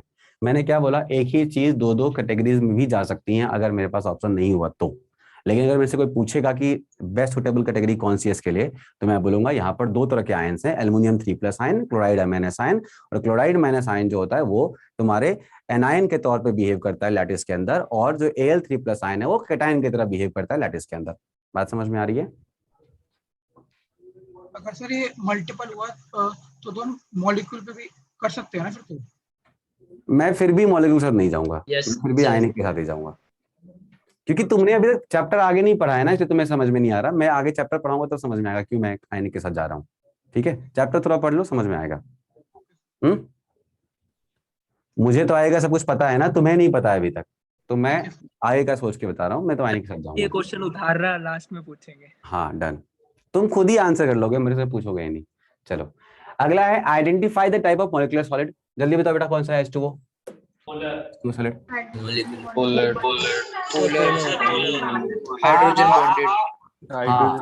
Hydrogen bonded H bond type. ठीक है, H बॉन्ड। अच्छा कार्बन सॉलिड या तो डायमंड होगा या तो क्या होगा बताओ? ग्रेफाइट होगा, जल्दी बताओ। अच्छा CH2 सॉलिड कोवेलेंट मॉलिक्यूलर में कौन सा वाला? मॉलिक्यूलर में कौन सा? नॉन पोलर मतलब टाइप ऑफ मॉलिक्यूलर सॉलिड बताना है ना? हाँ तो सर कोवेलेंट नेटवर्क कहाँ से आ गया? अच्छा मतलब यहाँ पर कोवेलेंट बॉन्ड है basically, types of molecular covalent bond solid होगी। Types of molecular solid non polar या पोलर या हाइड्रोजन, इन तीनों में से होगा ना? बेसिकली ये क्वेश्चन थोड़ा सा मॉडिफाई करना पड़ेगा। Identify the type of molecular solid नहीं होना चाहिए, आइडेंटिफाई टाइप ऑफ सॉलिड होना चाहिए इन जनरल, क्योंकि इसमें कार्बन सॉलिड भी आ चुका है। अगर मान लो मैं कार्बन सॉलिड को ऐसे ही जमाना चाहूं तो वैसे केस में सिंपल कार्बन सॉलिड अगर ले लूं तो वैसे केस में तो मैं बोल सकता हूं कि हाँ यहाँ पर तो मेटल आई मीन एटम के बीच में बॉन्ड चल रहा है, जैसे कि हमारा हीलियम के बीच में होता है। लेकिन कार्बन सॉलिड को मैं लेके जाऊंगा पता है किसके साथ, ग्रेफाइट के साथ ही। मेरे को लगता है carbon solid is graphite, that is why मैंने यहाँ पे नेटवर्क सॉलिड लिखा है। अगला CH2 बताना कौन सा है, non polar, non polar isn't it, ये समझ में आया? सर ये तो कोवेलेंट नो सर, नहीं आया वाला, तो कोवेलेंट होना आ गया सर। ये मॉलिक्यूलर सॉलिड होगा। ये कौन सा होगा बताओ, ये होगा मॉलिक्यूलर यहाँ पर तो सॉलिड। सर ये तो कोवेलेंट यूनिट इसका 0 हो जाएगा ना, इसलिए नॉन पोलर हो रहा है। हाँ जी, बेसिकली अब यहाँ बच्चा मेरे को बोल रहा है सर डायपोल डायपोल होगा। अबे चिल्लर, CH2 या CO2 दोनों क्या होते हैं बताओ, नॉन पोलर ही होते हैं। CO2 कैसा होता है, ऐसा होता है। CH2 कैसा होता है, ऐसा होता है। Oxygen and sulphur similar family के होते हैं ना बेटा, तो सल्फर भी डबल बॉन्ड बनाता है और ऑक्सीजन भी डबल बॉन्ड बनाता है। तो ये कैसा हो गया बताना, ये कैसा है, नॉन पोलर नहीं है तब। यूनिट इज इक्वल टू 0 वाला। हाँ जी, अच्छा KF बताओ क्या है, KF आयोनिक। अच्छा देखो ये क्वेश्चन गलत है, ये मॉलिक्यूलर सॉलिड नहीं होना चाहिए, ओनली सॉलिड होना चाहिए। अगला बताओ SN कैसा होगा,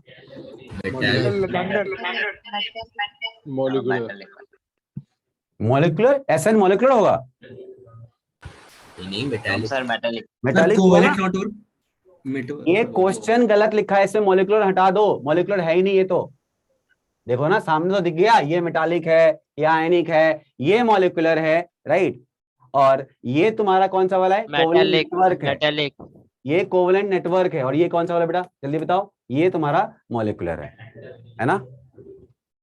सर नहीं आया? मेटालिक मेटालिक क्या मेटालिक, मेटालिक क्या, SN मेटालिक होगा, बाकी तो मेटालिक नहीं होगा ना।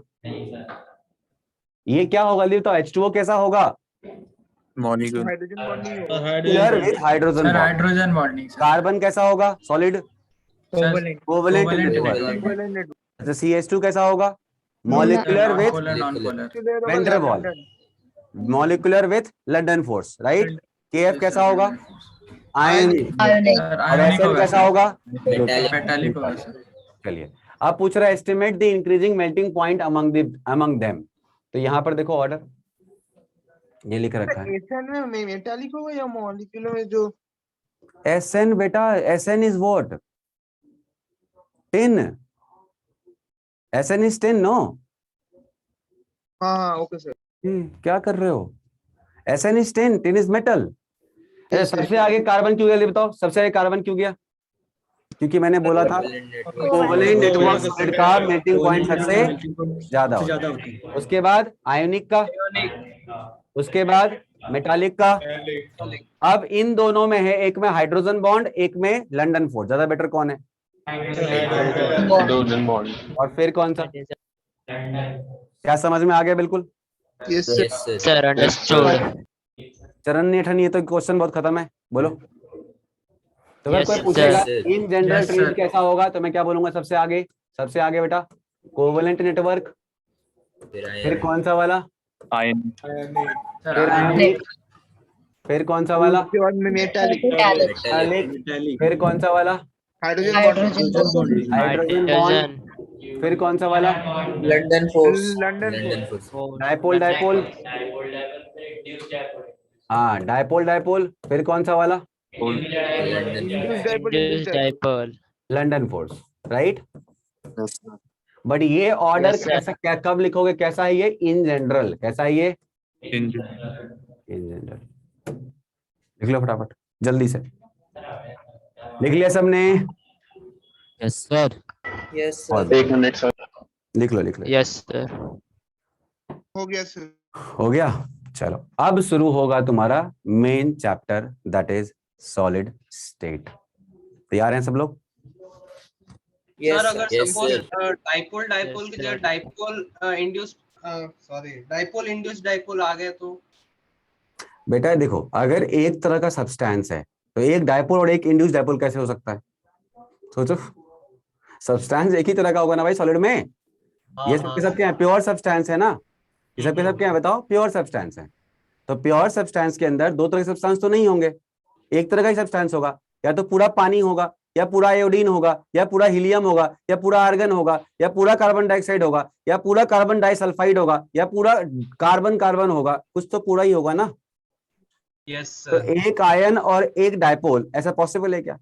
No sir. एक डायपोल एक इंड्यूस डायपोल पॉसिबल है क्या? No sir. इसीलिए मैंने वो नहीं लिखा कैटेगरी में। ठीक है बेटा, हाँ हाँ चलो बढ़े आगे। सर एक चीज पूछनी थी, जो अभी आपने पढ़ा सर है जेई वगैरह में, क्या हो गया? मैं आवाज नहीं आ रहा बेटा। सर जो आपने बताया ना कि ये हाँ। आयोनिक बॉन्ड है, ये वाला बॉन्ड है, ये वाला सॉलिड है, इस पे क्वेश्चन आते हैं क्या जेई में? मतलब बिल्कुल आते हैं, इंटीजर टाइप क्वेश्चन आएंगे। इसमें से कितने आयनिक हैं? 2 3 4 5, 4 5 ऑप्शन ऐसे ही दे देंगे, ऐसा ही क्वेश्चन दे देंगे भैया, ऐसे ही बना देगा। 10-15 मॉलिक्यूल बोलेगा इसमें से कितने हैं तुम्हारे कोवेलेंट नेटवर्क सॉलिड, और इंटीजर टाइप है, 4 आंसर होगा, या 3 होगा, या 2 होगा, या 1 होगा, कुछ भी होगा। समझ में आया? अच्छा ऐसे सर, कुछ और ये नहीं। जो अभी आपने पढ़ाया है, ये जो अभी आप पढ़ाने वाले उसके लिए इम्पोर्टेंट है, जो अभी मेन चैप्टर शुरू होगा, आइडेंटिफिकेशन। इसके बिना आप अगला पढ़ ही नहीं सकते। ये अंडरस्टैंडिंग दिया आपको कि सॉलिड्स कैसे कैसे हो सकते हैं। अब सॉलिड के अंदर घुस के हम देखने वाले हैं कि आखिर अरेंजमेंट एटम का कैसा होता है। अभी तक हम क्या कर रहे हैं, ऊपर ऊपर से ओवरऑल सब कुछ समझ रहे हैं। अब हम लोग अंदर जाने वाले हैं और 1 to 1 टाइप ऑफ सॉलिड को स्पेसिफाई करके, एटम के लोकेशंस को पढ़ के, आयन के लोकेशंस को पढ़ के हम उनके स्ट्रक्चर्स के ऊपर बहुत स्टडी करने वाले हैं। यही आगे चैप्टर है। ठीक है बेटा? Okay sir. ठीक है, देखो कोई भी चीज ना इंपॉर्टेंट और नॉट इंपॉर्टेंट ये नहीं होता। बेसिकली कुछ चीजें टूल्स होती हैं और कुछ चीजें क्वेश्चंस को डायरेक्ट लेती हैं। तो ये टूल्स हैं, जितने भी मैं बताया ना, सबके सब टूल्स हैं, और इसमें से डायरेक्ट क्वेश्चंस भी आते हैं। ऐसा नहीं डायरेक्ट क्वेश्चन नहीं आते हैं, क्वेश्चन आते हैं इससे। अब सुनना ध्यान से बेटा, क्रिस्टल लैटिस, यहां से होगी कहानी शुरू। बेसिकली क्या होता है, यहाँ पे आप देख सकते हो क्या लिखा हुआ है, a regular 3D arrangement of points. अब पॉइंट्स यहाँ पे क्या है बेटा, ये कंस्टिट्यूएंट पार्टिकल्स हैं इन ए स्पेस कॉल्ड क्रिस्टल लैटिस। मतलब क्रिस्टल लैटिस का मतलब होता है कि एटम का arrangement in the space. Space के अंदर जो एटम का अरेंजमेंट है किसी पर्टिकुलर सॉलिड के अंदर, that is your crystal lattice. Let's suppose मैं बोलता हूं कि ये पेन है, इस पेन के अंदर भी ढेर सारे ऐसे लैटिस स्ट्रक्चर्स होंगे जिसके अरेंजमेंट के कारण ये पेन अपने एक पर्टिकुलर शेप में है, ये डिफॉर्म नहीं हो रहा। लेकिन उसकी माइक्रो स्टडी करना हाईली इम्पॉसिबल है हमारे लिए, इस कारण से हम इसको स्पेसिफिकली देख नहीं सकते कैसा है। लेकिन फॉर श्योर कोई ना कोई अरेंजमेंट तो अंदर होगा ही होगा, और उन्हीं अरेंजमेंट की पॉसिबिलिटीज के बारे में हम इस चैप्टर में बात करेंगे। तो यहां पर जो पॉइंट्स हैं, अरेंजमेंट ऑफ पॉइंट्स, ये पॉइंट नथिंग बट क्या होते हैं बेटा, कंस्टिट्यूएंट पार्टिकल्स। जैसे फॉर एग्जांपल यहां आप देख सकते हो, ये सब के सब क्या है बताओ, ये सब के सब कंस्टिट्यूएंट पार्टिकल्स हैं। और ये कंस्टिट्यूएंट पार्टिकल्स जो हैं, इन्होंने अपने आप को ऐसे अरेंज कर रखा है, it looks like a big cube, isn't it? बोलो। Yes sir. अच्छा, So, अब तो सुनना ध्यान इसमें और क्रिस्टलाइन सॉलिड में क्या फर्क हो गया? किसमें? फिर से बोलो। इसमें और क्रिस्टलाइन सॉलिड में क्या फर्क हो गया? अब हम क्रिस्टलाइन सॉलिड ही पढ़ रहे हैं। अभी तक क्रिस्टलाइन सॉलिड के टाइप हमने पढ़े, अब क्रिस्टलाइन सॉलिड में एटम का अरेंजमेंट कैसा होगा उसके ऊपर कमेंट करने वाले हैं। ये क्रिस्टलाइन सॉलिड ही है, एमॉर्फस में अरेंजमेंट ऐसे नहीं होते। एमॉर्फस में इररेगुलर अरेंजमेंट्स होते हैं, वेयरएज क्रिस्टलाइन में क्या होता है बेटा, एक रेगुलर पैटर्न का अरेंजमेंट होता है। तो now we are studying more into what, crystalline solids. बात समझ में आ गया? Yes sir. ठीक है, अब सुनना ध्यान से बेटा। तो ये एटम्स ऐसे करके अरेंज्ड हैं, इस कारण से कंपैरेटिवली जो इसकी स्टेबिलिटी है वो क्या है बताओ, वो ज्यादा है। और ये पूरा का पूरा होल स्ट्रक्चर मिला के हम इन्हीं को क्या बोलते हैं, इन्हीं को हम स्पेस लैटिस बोलते हैं या लैटिस बोलते हैं, स्पेस लैटिस या लैटिस, यही लैटिस है। एटम का बल्क का arrangement in a particular manner is nothing but what, your lattice. तो लैटिस में आप देख सकते हो ढेर सारे इंडिविजुअल क्यूब्स आके मिले हैं, तो क्या बन गया बताओ, एक बड़ा स्ट्रक्चर बना, और दैट बड़ा स्ट्रक्चर इज व्हाट, लैटिस। तो अगर मैं से कोई पूछता है कि लैटिस क्या है, तो मैं बोलूंगा is nothing but arrangement, it is nothing but the 3D arrangement of atoms और मॉलिक्यूल्स और आयंस। अगर वो कोवेलेंट नेटवर्क सॉलिड हुआ तो इस जगहों पे कार्बन रहा होगा। जरूरी नहीं है ऐसा ही होगा, जरूरी नहीं है क्यूब ही होगा, क्यूबाइड भी हो सकता है, रोम्बोहेड्रल हो सकता है, बहुत सारे और टाइप्स हैं, वो हो सकते हैं, 14 टाइप्स पॉसिबल हैं, कुछ भी हो सकते हैं, लेकिन ये श्योर है कि कोई ना कोई पर्टिकुलर अरेंजमेंट होगा। और अगर ये आयनिक सॉलिड है तो ये जो एटम आपको दिख रहे हैं यहाँ पे गोले गोले से, ये क्या होंगे? आयंस होंगे। ये आयन होगा, ये भी आयन होगा। जैसे मैंने बोला NaCl, तो मान लो एक Na होगा, दूसरा Cl होगा, कुछ ऐसा ही रहा होगा अरेंजमेंट।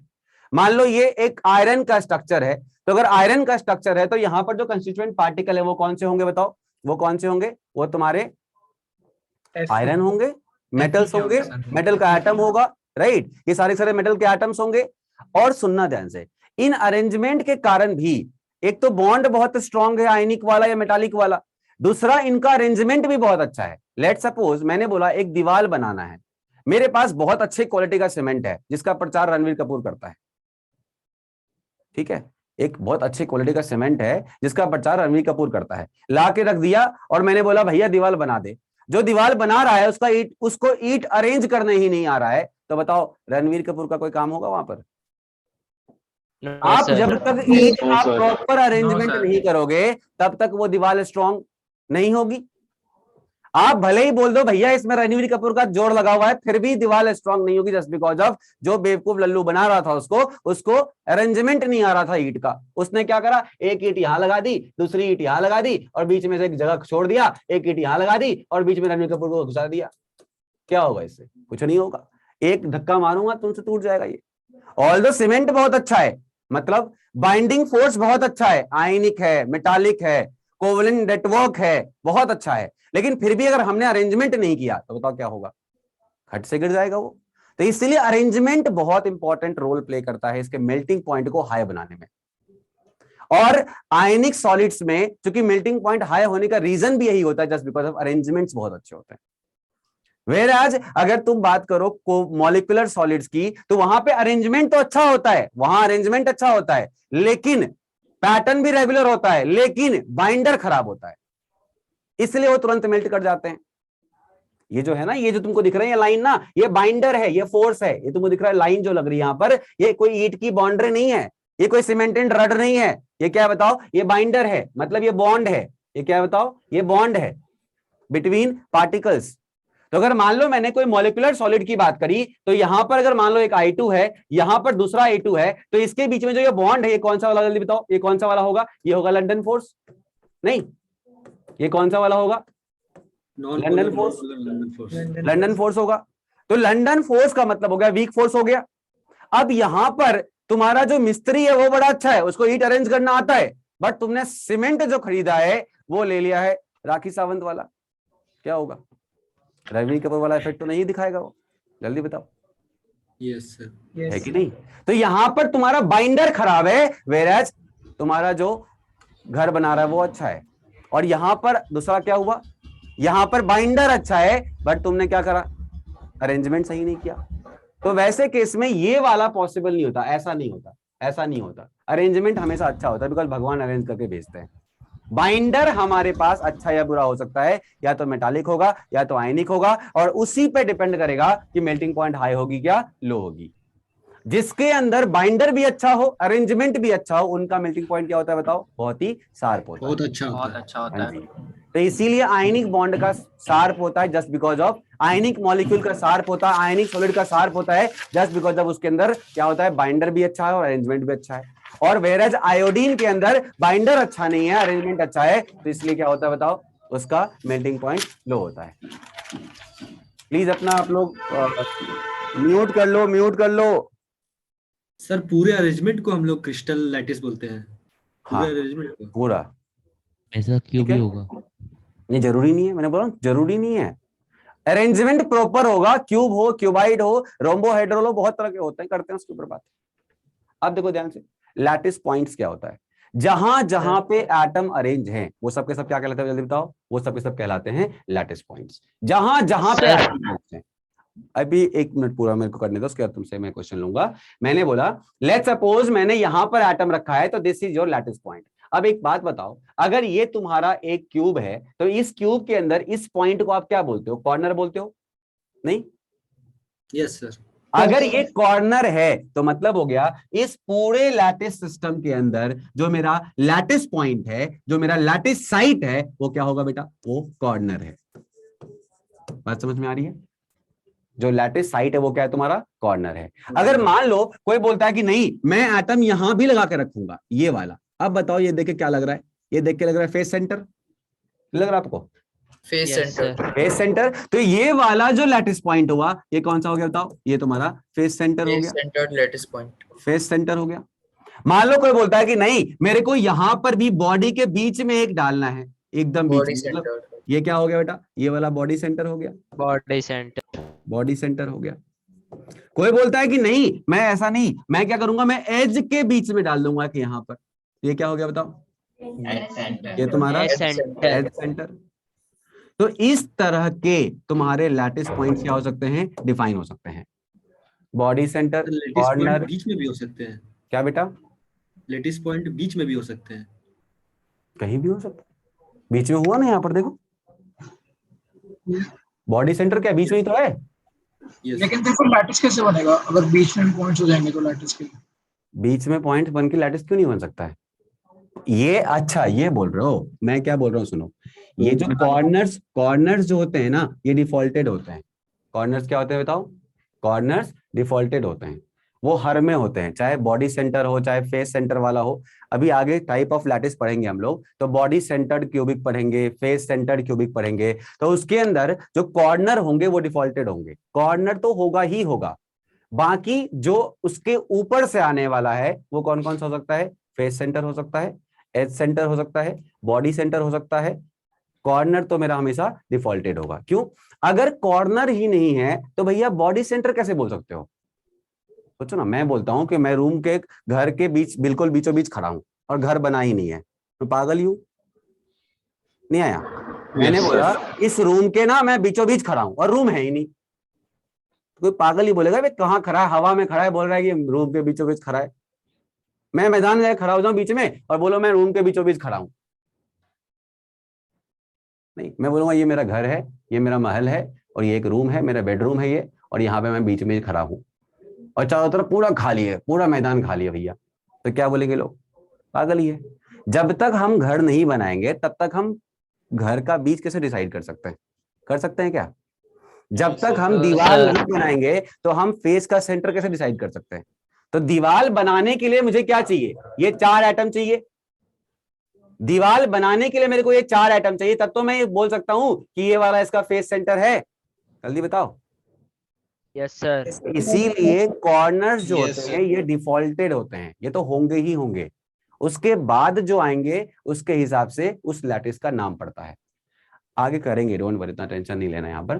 तो मैंने क्या बोला? Each point in a lattice is called lattice point या लैटिस साइट। अच्छा मुझे बताओ कितने तरह के लैटिस पॉइंट पॉसिबल है? कॉर्नर, फेस सेंटर,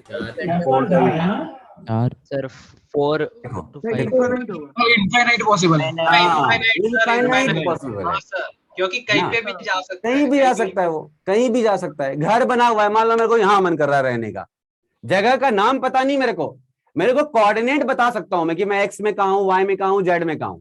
इस जगह का नाम नहीं पता है क्योंकि इस जगह का कोई प्री डिफाइंड नेम नहीं है। जैसे कि इसका प्री डिफाइंड नेम है, क्या बताओ इसका नाम? इसका नाम फेस सेंटर है कि नहीं? इसका प्री डिफाइंड नेम है, क्या नाम है बताओ? बॉडी सेंटर है। इसका प्री डिफाइंड नेम है, क्या नाम है इसका बताना? कॉर्नर है। लेकिन अगर मान लो कोई बच्चा बोलता नहीं मैं यहां खड़ा हूं, क्या करूं उसका मैं? तब इसके लिए मेरे को कोऑर्डिनेट बताना पड़ेगा, मेरे को मानना पड़ेगा कि ये वाला जो पॉइंट है ये ओरिजिन है, ये पॉइंट ओरिजिन है। अब इस ओरिजिन से मैं एक्स में कितना जा रहा हूं, मैं वाई में कितना जा रहा हूं और मैं जेड में कितना जा रहा हूं, उसके बिहाफ पे मैं इस पॉइंट को डिफाइन करूंगा। बात समझ में आ रही है?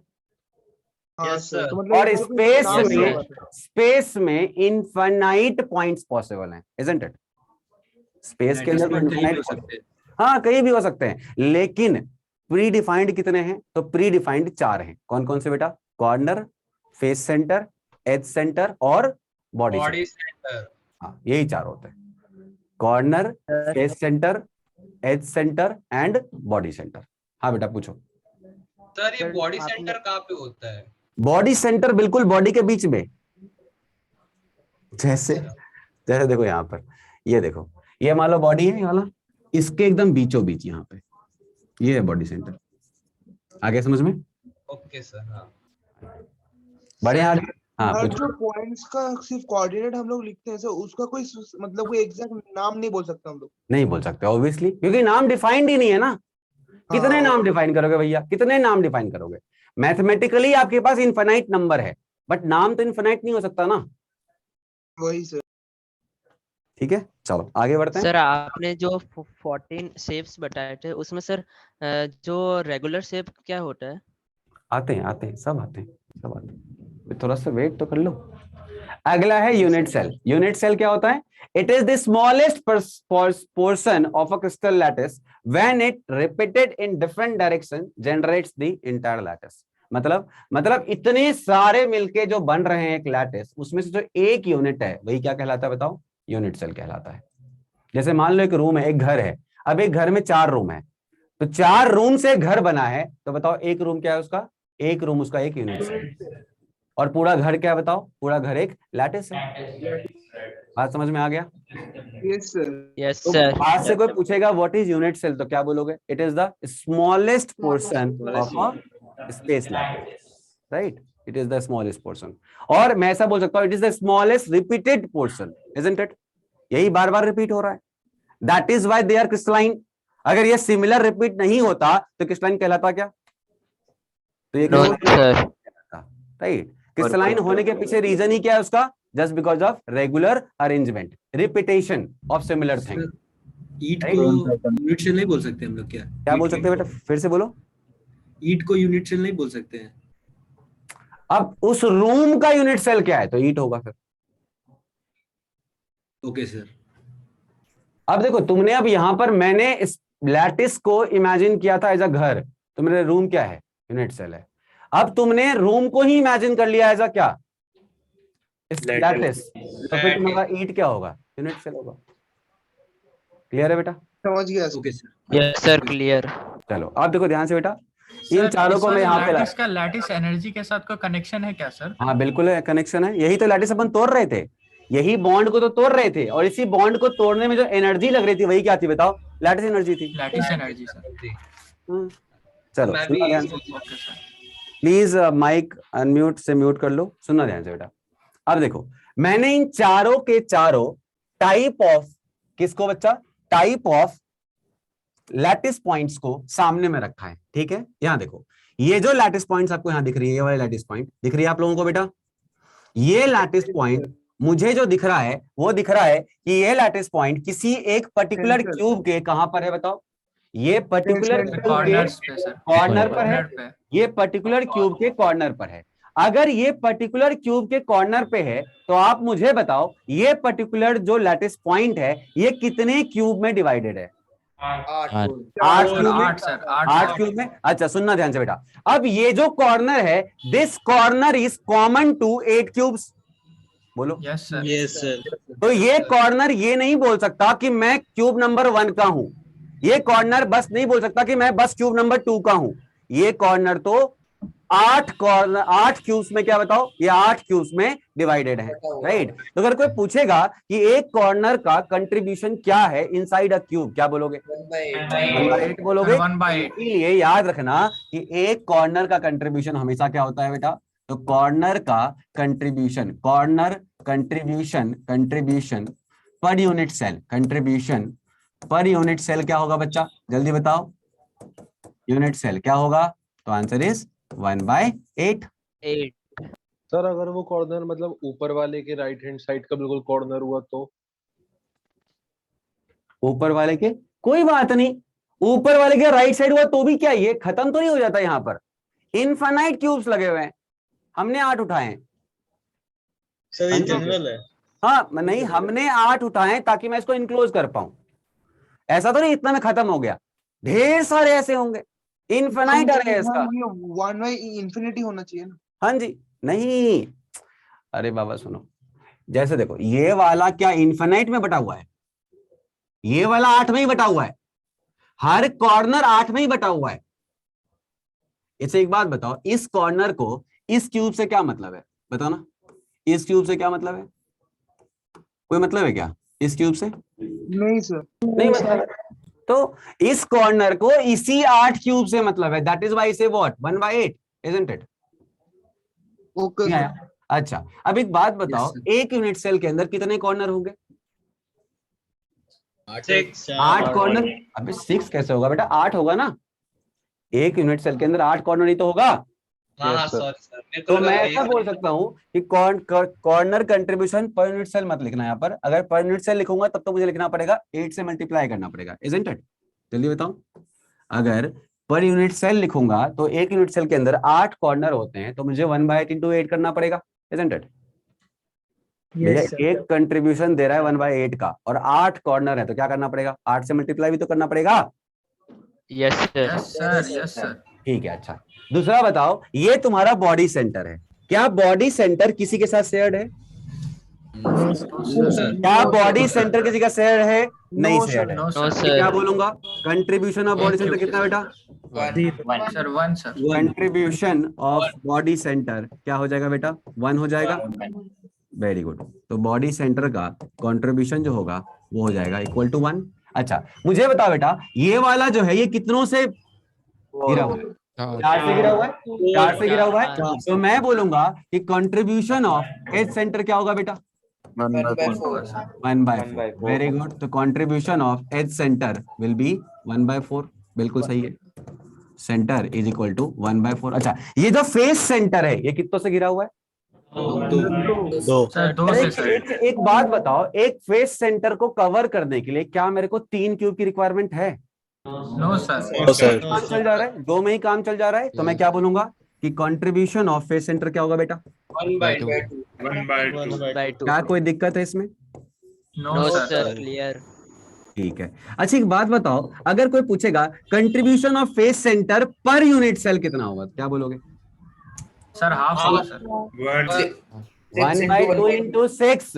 भैया 6 है ना फेस?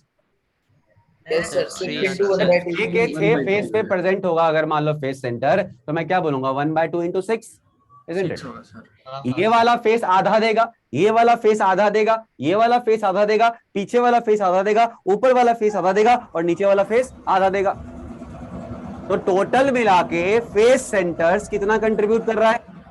3 कंट्रीब्यूट। बात समझ में आ गई बेटा? Yes sir, clear. सर फिर से एक बार बोल देना। बॉडी सेंटर सर वो तो लैटिस को काट नहीं लेना ना। सुनो ध्यान से बेटा, फिर से बोल रहा हूं। मैंने बोला अगर कोई पूछेगा कि हर एक फेस पे अगर एक एक एटम है, सुनना ध्यान से। पहले प्लीज अपना माइक को म्यूट करो कोई लोग जिसका ऑन है।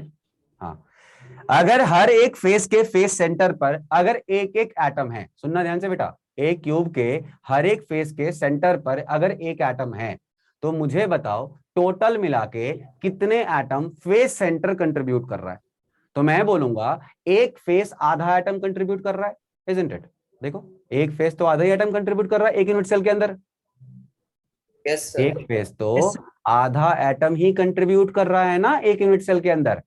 तो वैसे वैसे कितने फेस है बेटा? सोचो। 1 2 3 4 5 और 6। तो अगर 6 फेसेस हैं और हर फेस आधा कंट्रीब्यूट कर रहा है तो कितना होगा? 3 ही तो होगा। 3। Yes sir. मतलब अगर तुमसे पूछा जाए कि भैया फेस ने कितने एटम दिए यूनिट सेल को, आंसर क्या है? 3 एटम, राइट। और कोई पूछेगा कि कॉर्नर ने कितने एटम दिए यूनिट सेल को? 1 एटम। 1 atom, right. पर कॉर्नर 1/8 दे रहा है, 8 कॉर्नर है तो 1 हो गया। अच्छा कोई बोलता है एज सेंटर कितने एटम दे रहा है पर क्यूबिक यूनिट सेल को, क्या बोलोगे? 3 दे रहा है। क्यों? एक 1/4 है।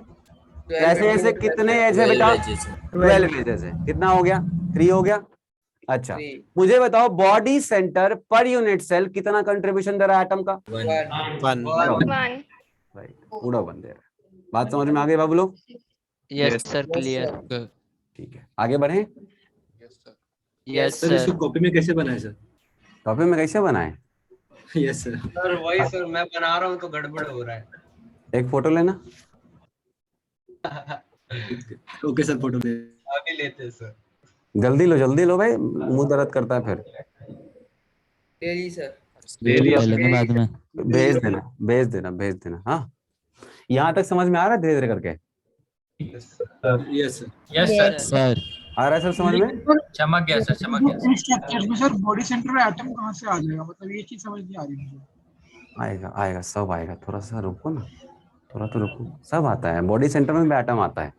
हाँ अभी पढ़ा सूरज, अभी तो शुरुआत किया है बेटा, अभी तो बॉडी में एटम आएगा, एज सेंटर पे एटम आएगा, अभी तो वॉइड में एटम आने वाला है।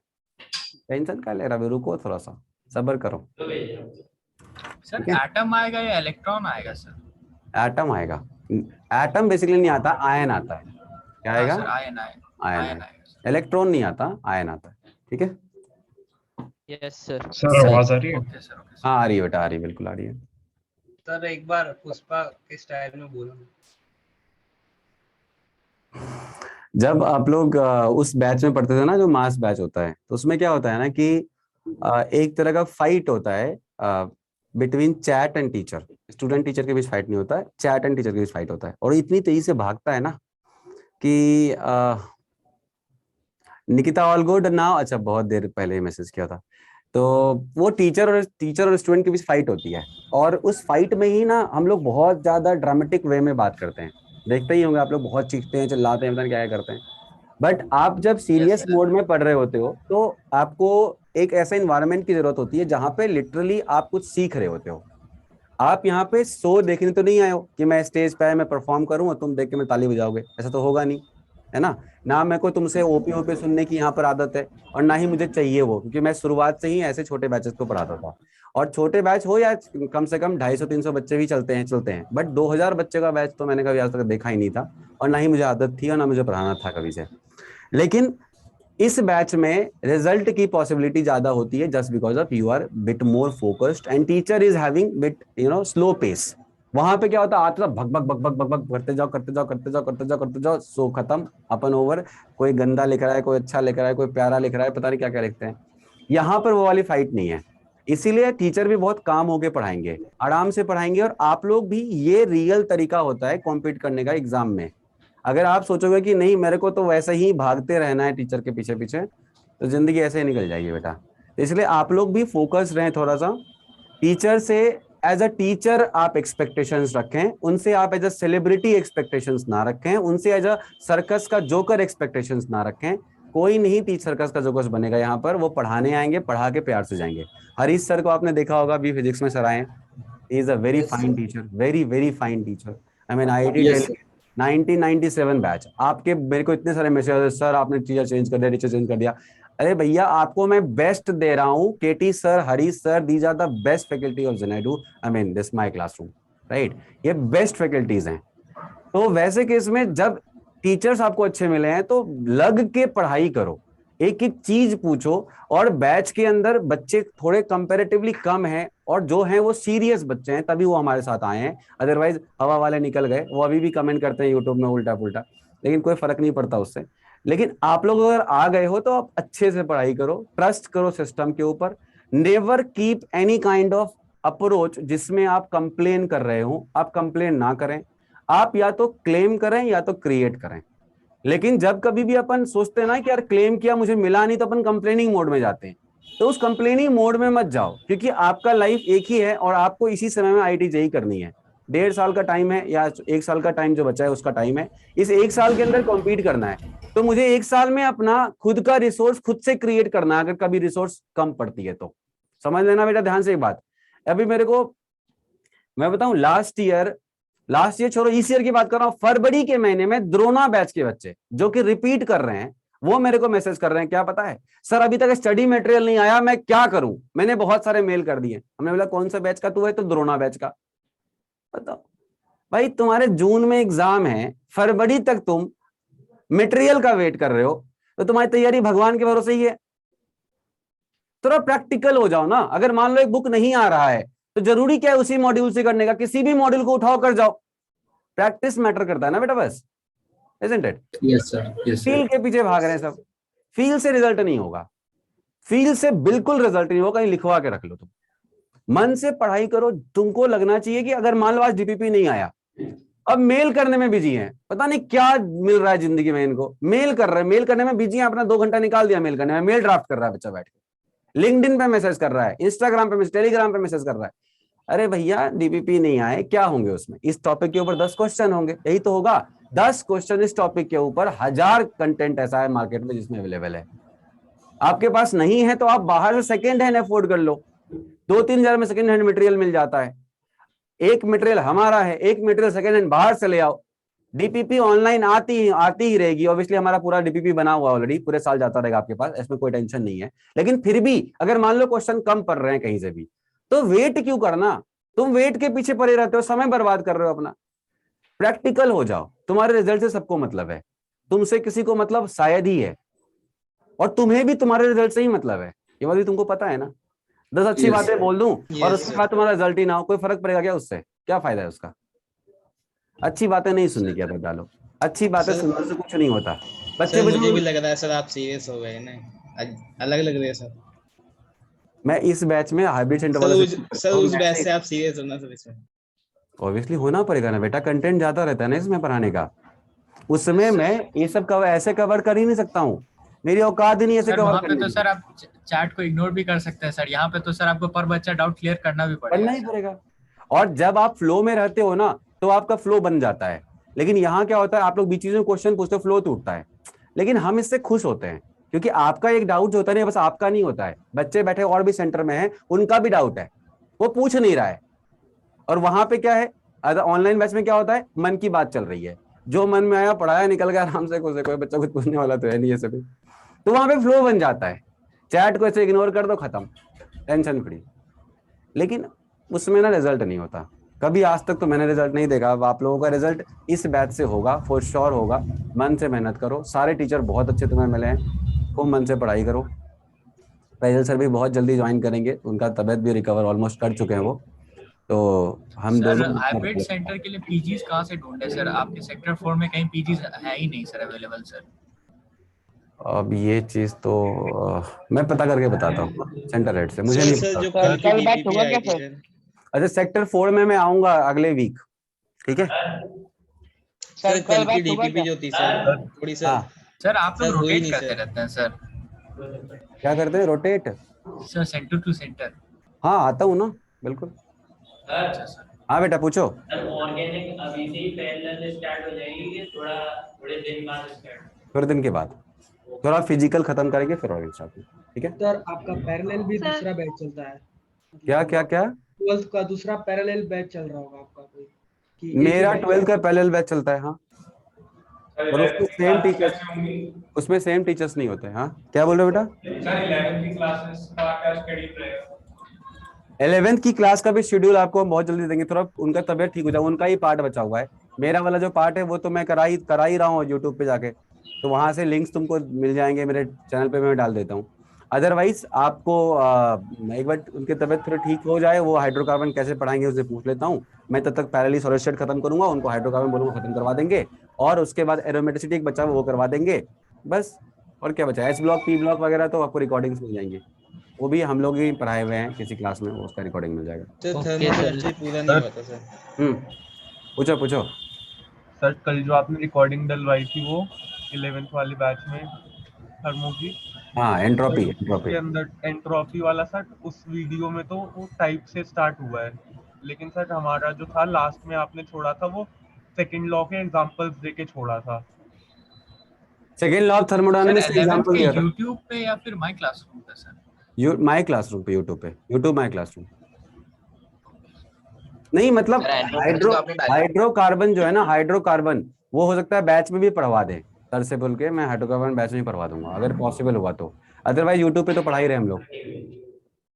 आप लोग आ जाए करो यार, यूट्यूब पे ज्वाइन कर लिया करो, फिर वीडियो देख लिया करो बाद में। सर आए थे सर, ठीक है, उसमें अभी चल रहा है अच्छा सर आपसे एक रिक्वेस्ट, कौन से वाले सेंटर पे हो सर? कौन से सेंटर पे? अभी तो मैं नोएडा में ऑफिस में हूँ, हेड ऑफिस में हूँ। आज की डीपीपी मिलेगी? आज की डीपीपी ऑटोमेटिकली अपलोड होती है। डीपीपी में सारी टैगिंग हो रखी है, सुनो ध्यान से, डीपीपी में सारी टैगिंग हो रखी है, ऑलरेडी अपलोडेड है डीपीपी तुम्हारी, बट होगा क्या, कुछ question out of the context भी हो सकता है। कल लेटेस्ट वाले क्वेश्चंस थे। हाँ तो मैं क्या बोल रहा हूँ ना, एक बार चैप्टर खत्म हो जाएगा ना तो डीपीपी दोबारा से अटेम्प्ट करोगे, सारे तुमसे हो जाएंगे, ठीक है? चैप्टर खत्म भी छोड़ो, टॉपिक थोड़ा सा आगे चला जाए तो हो जाएगा सब, ठीक Yes.